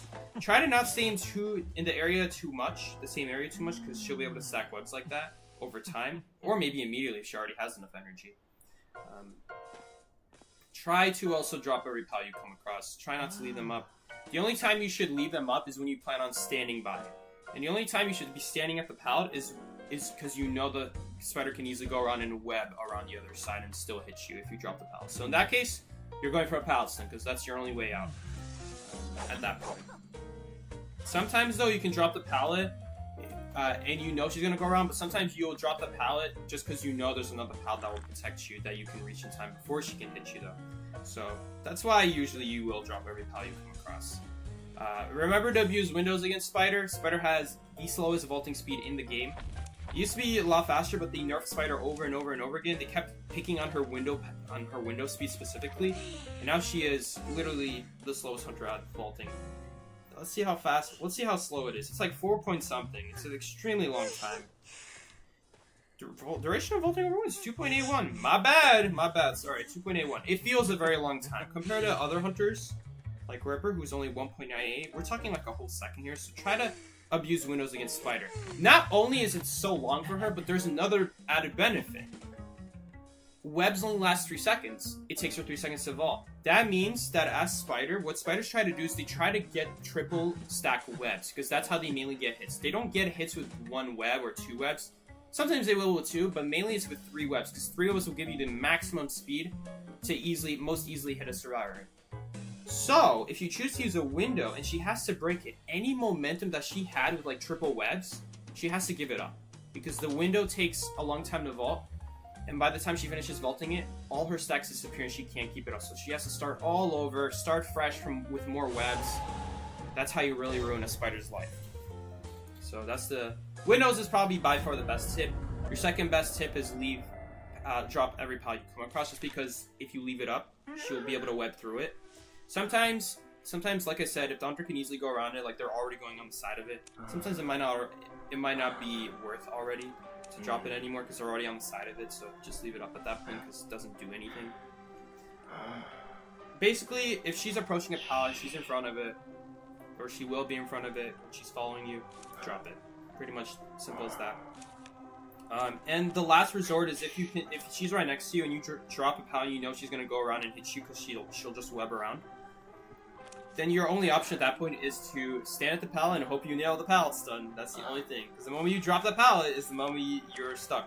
Because she'll easily be able to go around and hit you. Possibly even for a terror shock if you vault at the wrong time. So at that point I probably wouldn't even vault. I would probably just accept the hit.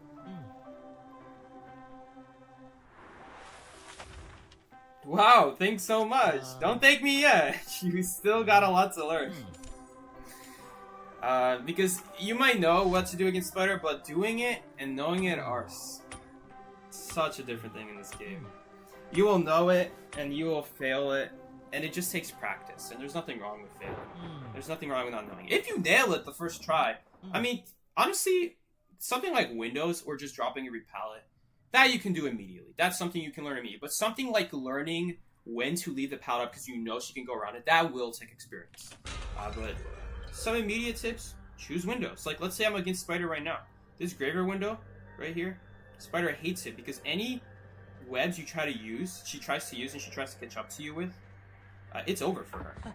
Because let's say she stacks a bunch of webs here at graveyard, but the moment you reach graveyard and... okay, I'm hoping the Trem will come because I'm expecting her to have confined space. She might have vaulted it backwards. I didn't even think about that. Ooh, I would have been so dead there. I would have taken a free hit on the spot. I can hear the cats right behind me. That's fine that she got it. Doesn't actually really do anything. Okay, she's going to destroy it now, which is really annoying and really unfortunate. If she has warp, the Trem doesn't really do anything. She's trying to block it off with confined space. She's trying to vault it. No, she still didn't. I don't know what that was. I don't know why she did that. Every time you vault the window as Hunter and there was confined space, you make the confined space disappear. It's not like in Dead by Daylight, It's not like in Dead by Daylight where it just reapplies it. It makes it disappear. I don't know why. I don't think that it should be like that it immediately removes it. I think it should just disappear for you and then reapply after you're vaulting it. But instead, when you vault a confined space window too early, before it disappears, you'll just make it disappear when you vault on the other side. So I thought the Anne vaulting like that, because yeah, you could say she was trying to mind game me, and that could be true. But I thought she was purposely vaulting on the other side, because once she started vaulting for like a third or fourth time, I was thinking, okay, there's no way she still thinks this is gonna work, right? So at that point, I thought she's trying to vault on the side or reapply the confined space just to not allow me to use the window anymore. And I thought she actually would have been in a good spot had the confined space applied when I'm outside graveyard. Because if it applied when I'm inside graveyard, obviously I just wouldn't use the pallet. I wouldn't use the window. I would just use the pallets. But if I was stuck on this side of graveyard and the confined space is there, then I have no pallets to work with. That would be a hit for her. But I think part of it was just like she got a little bit unfortunate there, that every single time she vaults the window, confined space disappears or reappears depending on what happens. And in her case, she wants to apply the confined space when I'm going on the outside of graveyard, but it just won't let her because the confined space applies when she's going outside graveyard, unfortunately. So that's not what she wants, because if the confined space applies when she goes outside graveyard, then I go inside. I'll see that it's confined, but I'll just use the pallets. So what she wanted there is she wanted the confined space. She wants to come from graveyard to make me stuck where there's nothing to use. And she was relying on the confined space to stop me. But it was just impossible for her, unfortunately, because every time you vault the window, if you don't vault from the right side the first time, then every single time after that, it's going to be stuck on only... The confined space is only going to activate when you vault it from a specific side, and then the other side is just going to disappear if you try to do it again. So, not a very versatile trait. Confined space is mostly just there for the one-time vaults. If you ever have to re-vault it... Oh, maybe we can help, maybe we can help. Where is she? She's like right here, right? Yes! Oh, we got it! Oh, that's a game changer! Oh no, but I just hope the cats disappear. No, she's dead here. Oh no, she dropped. She created a bubble. I don't know if she makes it though. Yes, she made it! Let's go! That's what we needed. I think we can win this game now. Because now when she gets shared this time, because here's the scary thing about ciphers in this game. If someone's on their second chair before it, both people are at 50%, you guys are not going to get the ciphers done in time at that point. We can still keep decoding for a bit before the cats come. Unfortunately the first officer got hit by the cat there, which means he won't be able to decode. We really wanted me to get the cat so that, because I'm going to rescue anyway. Okay, but we have to go now. That does hit, unfortunately. Just focus on decoding. Okay, we're not making that, unfortunately. That really sucks. We have to wait for the cyber to be prime. Or Cowboy to help. Thank you, Cowboy. Snappel's got some good game sense. No, he's gonna get a cat on him. No, he got hit by the cat! He didn't know! That's why I'm coming! Oh, I just hope Cowboy's not healing. Oh, Cowboy was healing. I didn't have time to check. Sorry, Snappel. Because if he heals, though, the exact same thing happens. She uses her cats, uses it on the Cowboy. And then we also would have failed that way. So we had a pop there. There was no option of self-healing, honestly. Oh, we can actually make it up. Why did you stop? What? The moment I see 72% when the chair just finished, then I'm like, oh, we can make up. Because remember, by the time the ping finishes, he'll be at like 85. I'm like, okay, he'll be good. What happened? Gardner is dead on chair. We have like the worst person pressuring the chair right now. I actually don't care if she hits me with a cat, because if she hits me with a cat and goes after me, that's a free rescue. But now neither of us can do the gate though. Wait, he can still do the gate? I'm confused. Gardner is we have like the worst person, again, we have like the worst person rescuing. She gets stunned by cats here. We need someone else to go rescue. Because she doesn't make that. Nice. At least they make it. Oh no, but he hit the Cowboy. At least Cowboy. Oh no, he has tie turn. Oh no, but Gardner doesn't make it. She's going for it anyway still? Why? Man, I hate people who like rush in this game. You don't have to rush in that situation. She has to go pick up the Cowboy. At that point, you just go find dungeon. That was just like bad game skills. Like, we should have won this. Cowboy's gonna die here. There's nothing. He'd have to have like exactly flywheel, then he could lasso to the pallet, and then he would die to cat still. So.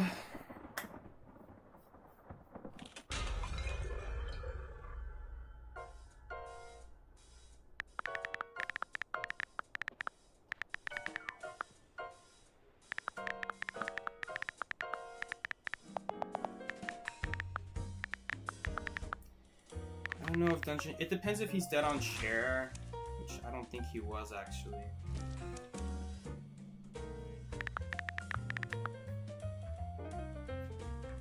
Was he? Actually.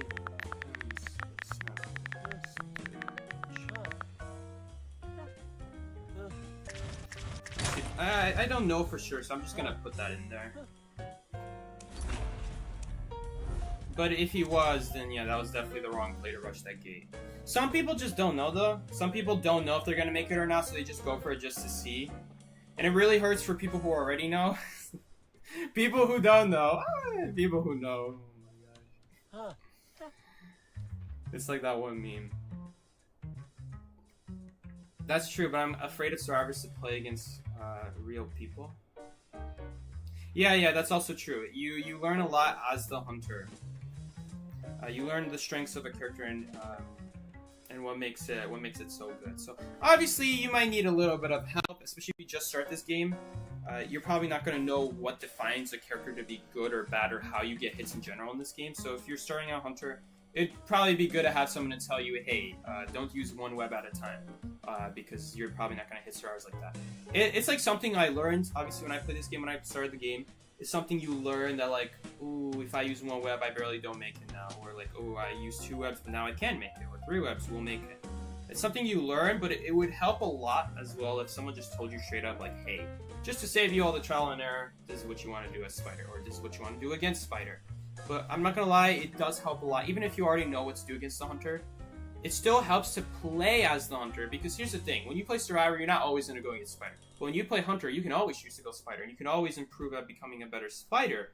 Not for you to be a better hunter in general. That'll happen as like a side result.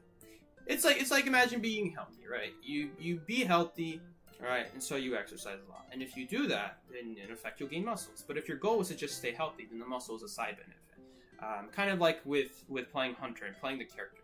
When I play characters, I'm not trying to become a better hunter.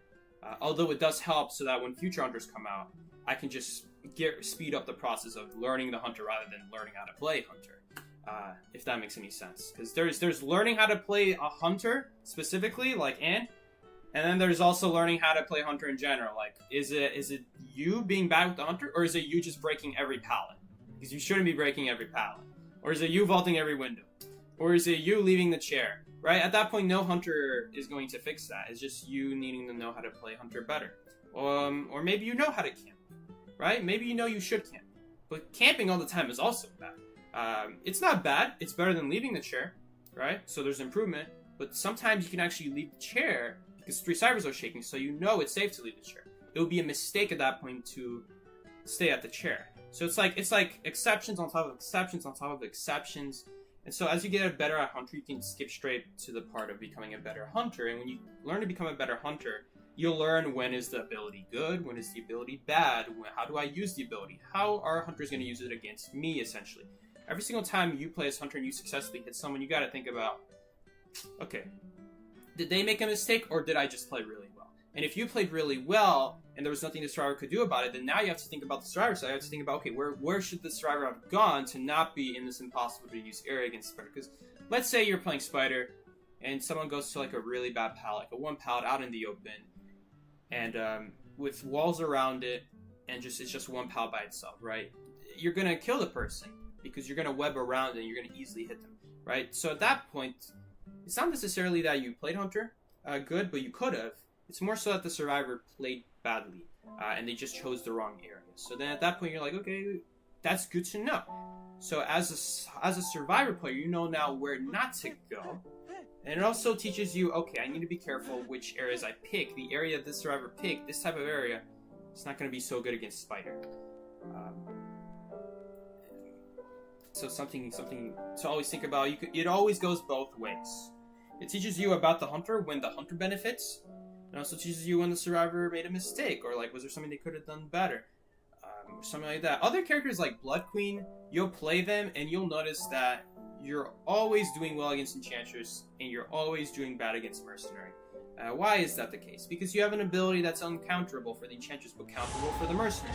In that situation, it doesn't matter how well you play. The Mercenary is always going to counter you, and the Enchantress is never going to counter you. Just because of the character you play. So sometimes it's like you have to identify not just how well am I playing, or is it the area. It might also have to do with the ability itself.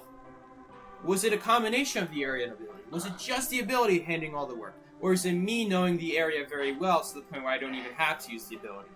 Sometimes that happens too. Sometimes you'll have people choose a bad pal, you can mind game them without even having to use your ability. And sometimes that's you being a very good hunter sometimes. But not specifically because of that hunter that you've got then. You know what I'm saying? You have to be really careful about when you play hunter. Was it because of the hunter you were playing that you got the hit? Was it just you being a good hunter in general that it didn't matter what hunter you were, you would have gotten a hit there? Because that happens too. Sometimes it's your ability that causes the survivor to have to take hits to your hunter. So in that case, it's not that you got a basic hit. It's like, oh, it didn't matter what hunter I was playing. I got a basic hit there. Every hunter would have gotten a basic hit there. Sometimes you have to look more in depth. Like, oh, my ability forced him to take a basic hit because of the hunter I was playing. But if had I been playing like Ripper and they were super far away from me, then they wouldn't have to take a basic hit. They would just keep running straight. Because had I been playing Feaster, then they would be scared. They wouldn't run to the pallet. Then they take a basic hit. That's entirely different. So it's like something you have to think about. Something you can be very particular about, but you don't have to be. You don't have to be. If you're a bad hunter, you'll learn to become a better hunter, and then once you're a better hunter, you'll start also learning about the hunter at the same time. Where is their ability good? Where is their ability bad? It's like there's a lot that goes on. It's not just as simple as you playing the hunter, but at the same time, it is as simple as you playing the hunter because practice makes perfect. And even if you are bad at hunter, at the very least, you will still realize when is your hunter ability like helping you out, right? When was it good? Were there any times you just had no chance of using it? Sometimes that will happen. That might just be you being a bad hunter, and you just didn't know it was usable at that time. But again, the more you play hunter, the more you'll learn. You might learn in the future. Hey, actually, this ability is pretty good here. I just didn't know it at the time. It all depends. It all depends on the situation. Okay, well, it's a Hell Ember. I'm always a little bit scared playing a survivor that I haven't played a lot against Hell Ember. Because the thing about Hell Ember is that on paper, he should be a pretty easy kite until he starts using his fire spirits. Now, it should still be a pretty easy kite at that point. But at that point, it's going to be more dependent on if you know how to use your ability, which I obviously didn't right there. And now I'm going to die to blink, unfortunately. So, some survivors are probably easier to play with than others at that point, though, against Hell Ember. Oh no, is that going to break the pallet? Oh, it is. You're annoying. You better not go around that. That's what I thought. Now we are in trouble. Oh, but you left my ball up. That's funny. We're still in trouble, though. Let's just pray yes, teleport, right? I've seen teleport Hell Embers too. Alright, guys, just pray yes, teleport. Yes, he followed me from the wrong side. Which means I can go for the pallets now. Oh, he might still make it to me because of Punt, though. Blink? He does have Blink, unfortunately. He's not a dumb Hell Ember. I really messed up here, guys. So, what did we learn there? What did we learn there as our survivor? Try not to use the ball in, like, tight areas like that. It's not that I can't use it there, because as Mercenary, I've learned to adjust my elbow pad to perfection. So even in areas with tons of walls, I've still perfected my elbow pad to go perfectly around it. Right? So it's not something you can't learn, but in this situation, it's good to know that you are playing a game that is a little bit harder when you do that. Come on, rescue! He just doesn't know the nerf. He doesn't know the Hell Ember nerf. He's not familiar with it. Okay, so obviously he's gonna throw a puppet here. Goodbye. Problem is that this pallet's broken still. This is kind of like a weak area. Maybe we can make it to this pallet. We're still in trouble though. Especially because of that. We can walk past him. Yes. But we're still in trouble. I just played bad this game. I just played bad. What were our options there? Not a lot. I just needed to not mess up the first kite. It all goes back to the first kite, honestly. This game is all about the first kite. Let's just pray Gardner can pop the cyber, because we did at least get a good amount of rebound time from that. And I think she did. Yes, I think she did. So now we just need a good rescuer. We have First Officer helping. We have Gardner. Honestly, I feel like I kind of got bailed out here by just my teammates not getting stuck on doing like block ciphers or anything like that, because every once in a while that happens. Very bad bubble. That was really bad. Now he just resets and just places another one. Okay, really bad swing though from the hunter. That was really bad from him. Why did he swing immediately? Okay, we don't need to waste my pallet boost. With Hellenberg, especially on a map like Moonlit in particular, you gotta really use your boost carefully. Because when it comes to Hellenberg Hunt, this is kind of like a map-specific thing about Hellenberg at this... Ooh, wait, I need to look for flying puppets. This is like a kind of a map-specific thing about Hellenberg. Hellenberg is really scary with Hunt. People laugh at Hellenberg, but you really shouldn't laugh at Hellenberg, because with Hunt, he makes a lot of areas in Moonlit really bad because of Hunt. The combination of Hunt plus areas that you can easily walk around leads to a very deadly combo. We also can't do that gate either. I was really hoping he just immediately teleport away, but no good. We need someone else to do the gate or destroy the puppet or do something, but right now there's not a whole lot I can do. I just have to go for the other gate. No, they're healing. They're healing. I guess they kind of have to though, because First Officer uses heal. Which means no one's destroying the puppet. Maybe he destroyed it ahead of time though. No. 19, 18, 17, 16, 15, 14, 13, 12, 11, 10, 9. We're not going to make it. His cooldown's going to be back. We have to wait for him to pick up, and then we can go rescue. Yes. Just please don't be next to a chair, though. I'm going to force him to use the other puppet. There we go. Now he can use this puppet if he wants, but it's too late now. So now I'm really praying that the other person goes to rescue while that puppet's on cooldown. As long as you start abusing these cooldowns, that doesn't do anything. Again, same exact thing. I guess he makes us trapped in this area, but you guys see how scary that Hellenberg boost is when he's moving with puppets. You guys see how scary it is? We still have pallet boost here, so we really want to use it as carefully as possible. We don't want to vault too early. I don't know why he turned around there. He just made himself stuck. Because now, the moment he turns around there, look at this corner. This corner has no pallet. So both pallets dropped here. He has to break one of them once he turns around. So that's when I knew it's safe to go around this dead zone and go straight for these windows and then go to... Well, we wouldn't have boost, but it's still better to transition rather than just stay there watching him break the pallet, right? Right? So it's like something you learn the more you play. The tension is going to also run out. No, it's teleport. Should I have been ready to rescue? I think I should have been, but the good news is that the gate is open. What the good news? What's not good news is that he can technically double hit me if I don't dodge the fire, the fire thing. But he already left. He got scared that I went to rescue. Ooh, that was really bad. That was a really bad fight. Don't get me wrong. Moonlit is a hard map, but that should not have been. That first hit was a really stupid hit by him to take. In fact, I didn't even have to use those pallets. I could have just ran into fourth stop, and I could have used the balloon, and he would have had to break it. And if he breaks it, he loses his hunt, and his hunt is what allows him to get those hits in. So that was actually a better option. It was actually better to block than to bounce in that situation. Because when we bounce, he still keeps his movement speed. Like, imagine if I bounce against Ripper. Same exact story. Imagine I bounce against Ripper. That would be a mistake because he still has his Foggy Blade. We need to get rid of his Foggy Blade. The Foggy Blade is what causes us to get hit, not him getting close to us. Well, yeah, it is part of it, but once he gets close to us, it's the Foggy Blade that does the remaining work, so. Similar situation, they're kind of like on that Chinatown, where I didn't use the ball to bounce, I used it to block, because for him to destroy the ball, he has to use his ability, and his ability is what gets him hits.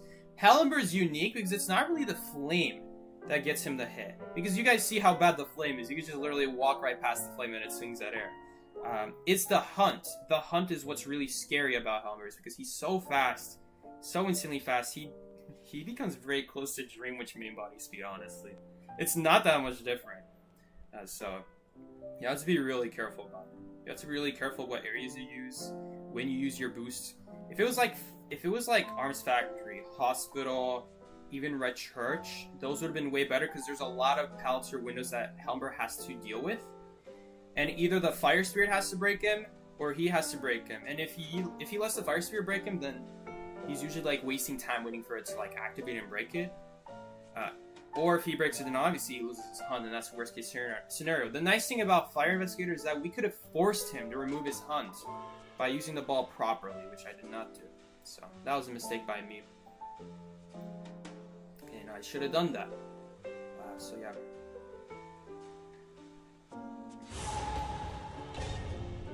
Even if I didn't mess up the bounce, there's like something important to be said here. Even if I didn't mess up the bounce, because earlier I was saying, okay, if I knew how to bounce better, I wouldn't have ran into that here, which is true.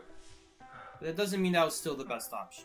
So, there's a lot of things to think about in this game. I played the game a lot to know what makes a hunter strong, what makes a hunter bad, what makes a survivor good versus what makes a survivor bad. Sometimes it might be the survivor making mistakes, other times it might be the hunter just did everything perfectly and it was the survivor who chose the bad area. I think for me it was a combination of both. It was a combination of messing up the ability. The moment I chose that area, it also meant that I don't have a good place to block. Actually, I did. Between those two pallets or two walls, and you could block off with a ball fully, and the hunter cannot. Well, they can still go around it is the problem. That's kind of the problem with putting a ball there. So it is kind of still part of the problem that I chose the wrong area. So.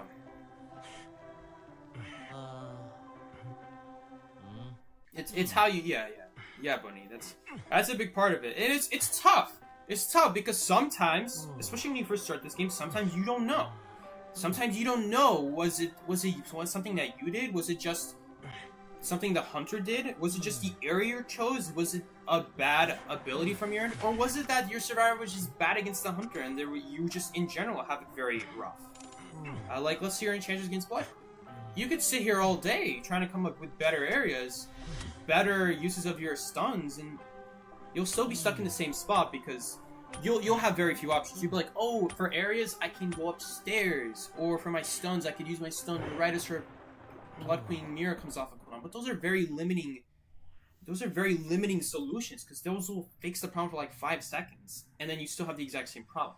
So what I'm trying to think is I'm trying to think of long-term solutions. Not just a solution, but a long-term one. It's always good to start somewhere. Like, for example, first thing I did was I started off with like, oh, that's a bad ball. Ball bounce, I should say. But then I'm like, wait a minute. Well, maybe it was also that we just chose a bad area, you know? Oh, this is really bad. Please? Whew. We're also in a really bad situation in this game too, don't get me wrong. Okay, so she's smart. That was actually a mistake to drop the pallet then, because we just gave her the pallet break for free. I would have had distance not dropping it. Now we don't have that pallet for later, which is my mistake. I didn't notice she was breaking it. I should have looked back, should have checked. I just never had a hunter break it until now when I use it to transition, so my mistake. It's like something you learn, you know? Oh, this is so bad now though. She'll stun, hopefully. Or take a hit. That's perfectly fine too. Her bubble's literally about to run out. Slow pallet breaking. Okay. I'm gonna go for the gardener, which actually, oh my god, why are you using that pallet? Okay, well, I just hope she like can get out of here now because the problem is she still might be stuck in this area. In fact, she might even switch targets here. What do you know? Maybe we can bait her to dash down here. No. Okay, barely didn't take a hit there. I'm not gonna lie, I had a feeling that one was like experience thing. Like I just knew that we wouldn't take a hit there. We were just barely far away enough, so use the ball right here. She could, I think she could dash through. That was a really good charge attack from her. She set it up ahead of time, thinking that I'm going to use the ball. So we honestly didn't gain much time from that. Did she just mess up? She did mess up. Okay, can I take advantage of this somehow? I'm using these tall walls. The tall walls are forcing her to not be able to dash, so that's good. So we are building a little bit there, but now what? Now she can dash over this window. No, don't lag! That was the worst time to lag. Because now, when you lag like that, now you're not actually sure is the hunter... Because the positions are a little bit delayed now, so now you're not actually sure where the hunter is, so you don't know whether to drop the pallet or whether to leave it up or whether to wait for a stun. That was really unlucky timing that I barely lagged there for a tiny bit, so delayed us a little bit. But the good news is I think we have all 3 ciphers. We have that person doing cipher, we have that person doing cipher. She also has no blink. Or maybe she held the blink. Honestly, sometimes I think about this when I'm playing Hunter. When you hold the blink, it still makes a sound. Even if you didn't use it. Okay, that was really bad. Seriously? The one time the dash... Because what ends up happening, usually 99% of the time, the dash will go through the pallet. Especially because of the change the devs recently did to Geisha. Geisha, still, hands down, the most glitchy hunter in this game. Like, you cannot make accurate predictions with Geisha. Okay, but the good news is, it's still fine. No, it's not fine. The Mercenary Cypher is so far behind. We needed a rebound in that case. We really needed it. Oh my god. I didn't notice we were that far behind. Why were we that far behind then? It's not like the Kai was that bad. The Kai was pretty good, I'd say. I really thought she was going to go around the other side. Nice. She just immediately swung. That's really good for us.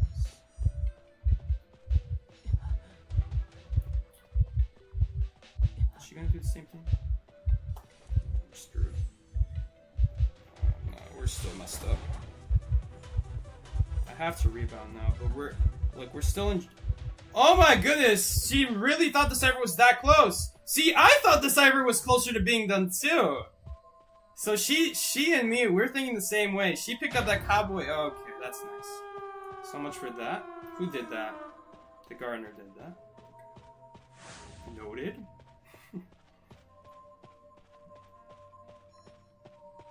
Okay. So,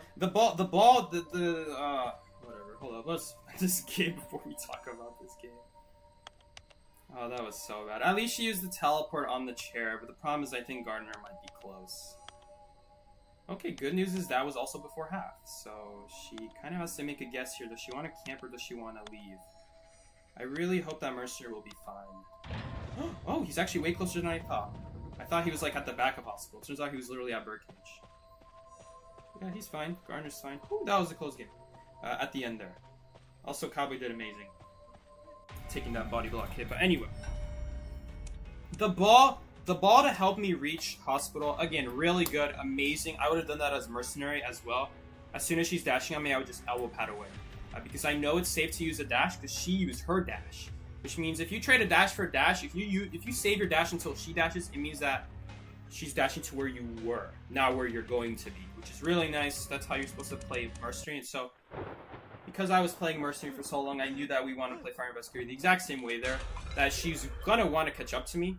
In fact, I would even dare say it was a mistake from her and to use a dash there. I feel like she should have gotten a little bit closer before she used her dash, because when she uses it farther, I have more time to react, and I can see she's gonna do it. So I already set up the ball. The moment she dashes, we have enough time to bounce away. So that was really good. Unfortunately, I made a big mistake there, dropping that pallet. Very unnecessary pallet drop. Because you guys saw there, when she broke that pallet, we don't really have anywhere to go. We have to wait to see what she does next. So all that distance we gained from plus the ball. You could like say, oh, but it's like you're still gaining distance. You're still gaining kite time, right? And technically yes, but also no. Because for us to continue that kite, we have to see what her next move is. We have to see where she goes next. I don't want to drop down any holes or go down any staircases until I know what she does next. And for us to know that, we have to let her get closer. So if I'm sitting upstairs waiting to see what she does, because she's busy breaking a pallet that I shouldn't have dropped because she's really far behind and I just wasted that pallet, Well, now we just have to sit there and wait, because I can't really leave hospital unless I want to guess, right? It's not really good to do that. Maybe I could do that and I could take the risk, but I really didn't want to.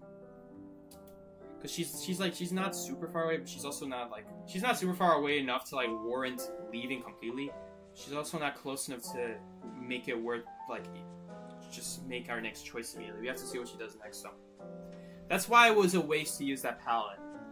Because of the fact that we anyway have to sit on second floor waiting to see what she does next. So, yeah. Especially because then we'd have that pallet for later. That pallet would get us way more time. Like, imagine she's right next to us and then we drop the pallet. That would be great. That's exactly what we need to survive. But now we don't have it. We have that one window. It's still really good. But it limits our options. And we don't really like that. Like, in fact, like, I think we left hospital and then we entered hospital again through Birdcage. I think I remember that. Right? You guys remember that? And that pallet was gone. I would have loved to throw that pallet down at that moment. Because she just used the dash. So that means she would have to deal with the pallet.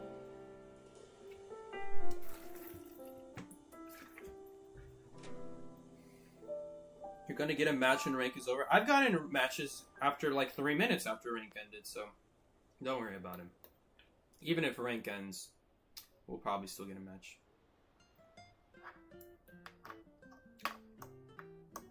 We have a lot of time here. We've already been waiting 2 minutes, and we also have 7 minutes until rank ends.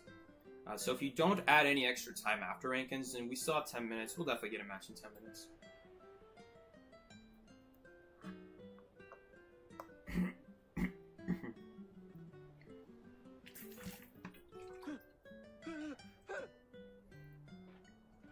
Who are you playing with? I'm playing with Dev, which is Marfeet over here.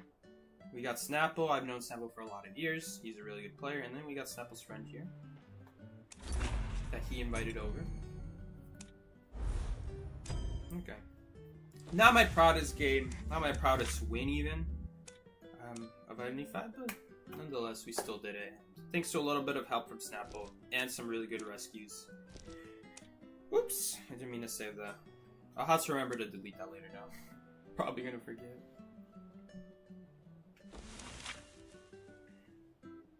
We've been getting a lot of points. When we win, we get a lot. These are like comparable to... I mean, I guess I was being chased these games. Honestly, both these chases kind of suck for me. Both those kites were... Honestly, I'm not gonna lie. Those kites were less about me being good with the character and more about just me knowing Agisha's strengths and weaknesses. Which is good. That's really good. If you can kite without your ability, you're always going to benefit from that. But if you use your ability poorly and you're just getting away with it because you were in an optimal area and you know how to deal... Sometimes I'll know how to... No, not even sometimes. A lot of times in this game, like, just because you know how to deal with the hunter doesn't mean you will, because sometimes you still need the right area against them. The point of the abilities that you have in this game is to get you out of the unoptimal areas, the areas that you will not be able to kite a hunter in. Like right there, that Geisha game. We spawned in, I got it again unlucky spawning behind the wall, so we can't really reach hospital without using an ability. But the thing is, I still know that we're not in a good spot, so a little bit unlucky that we had to use the ability there, but it was still important to know that I can get away from the area by using the ability, and that was good. But then I wasted the pallet. The second ball was kind of weak, I'm not gonna lie, because it was really predictable that I will use a ball though, so she just immediately charged. Honestly, no, honestly, I don't think she predicted it. I think she could have heard it. I think she can hear it through the walls. I don't think it was that she predicted it, because you guys saw, she did exactly what I don't like about Fire Fighter. You can charge your attack right before you reach the ball, so that by the time you reach it, you're already hitting it. And the only thing I get out of it is 2 seconds of stalling. So that's like the one thing. I'm not gonna spawn shit. I hate spawning shit nowadays. I think it's a good place to transition to. I don't think it's a good place to start your kite. I've been thinking more about it recently. That honestly, it might be better to spawn on the left side of the map. And iconically, you guys will know I will say that's a really bad side of the map. I will have my rescuer spawn there instead, and stuff like that. But I've been thinking about it. I've been thinking that you could just leave that area and you could just go straight to shack. And I think that would be way better. At least you get transition time that way. It's the same exact situation as if you spawn at shed, but you just had time to walk there first, so that you're wasting time walking away from the hunter. As opposed to like spawning shed and now you're just waiting at shed for them to come to you. I guess you could go to front gate Christmas tree area, and you could do that, but the problem with that is that the hunter comes from like sideways of the pallets, so you just kind of have to sit there and wait for them to approach you before you can drop any pallet, because of the way the pallets are oriented, they're oriented sideways, not in the direction others coming from, so you kind of walk to those pallets and you kind of have to see which side the hunter comes from because they're already on the side of the wall. That's why I also don't like going to front gate when I spawn shed, but I think that's probably still better than staying shed, right? Pretty sure. But honestly, some hunters like Bonbon. I would have rather stayed shed than go to front gate Christmas tree area, because then you'll be circling those pallets and you can hit you with bombs. Or sculptor. So that's why I hate Leo's memory. There's like so many things where like, okay, it's just a guessing game. Like if you knew the hunter, you have a huge advantage because now you know where it's safe to run to, where you rather want to stay. But I think this area right here will give you the best options. Just because you can still go shack in this area.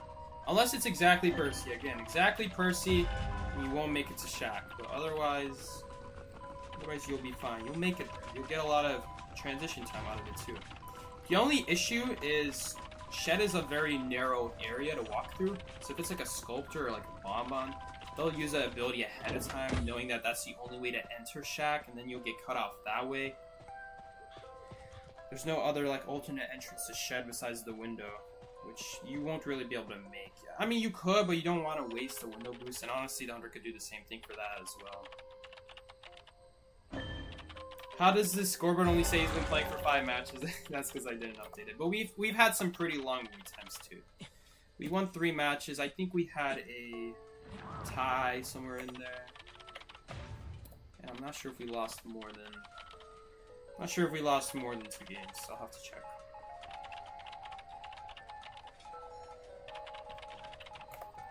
Nine games for like 4-minute wait times. I think that's about right. If you have no wait time, you'll get about 13 matches in, depending on how long the matches are. If the survivors are doing good, you'll usually get matches very quickly. You'll get a lot of matches done very quickly, because the way this game works is if survivors do well, then by them kiting well, you are maximizing decode.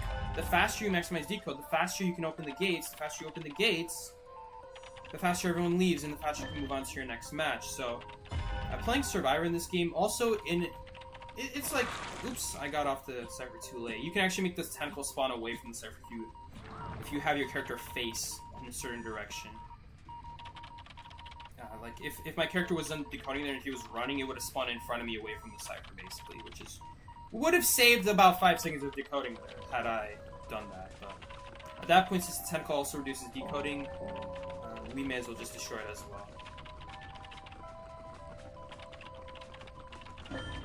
Okay, hopefully Gardner's still fine here. She took a hit, unfortunately. Mercenary also took a hit. I'm actually not going to pop the Cypher. I'm going to let Gardner pop first, in case something happens with that Cypher. I don't want her randomly getting chased. I want her to pop it first, so that we have a Cypher in a safe area of the map. Whew! I thought for a second there that she's not going to pop it, because it was taking a while there. I thought for a second though she's not going to pop it before she, like, gets chased, so that was really clutch. Now we just need the cowboy to not get hit by a tentacle. Perfect. Nice job, Snappel. That was really good.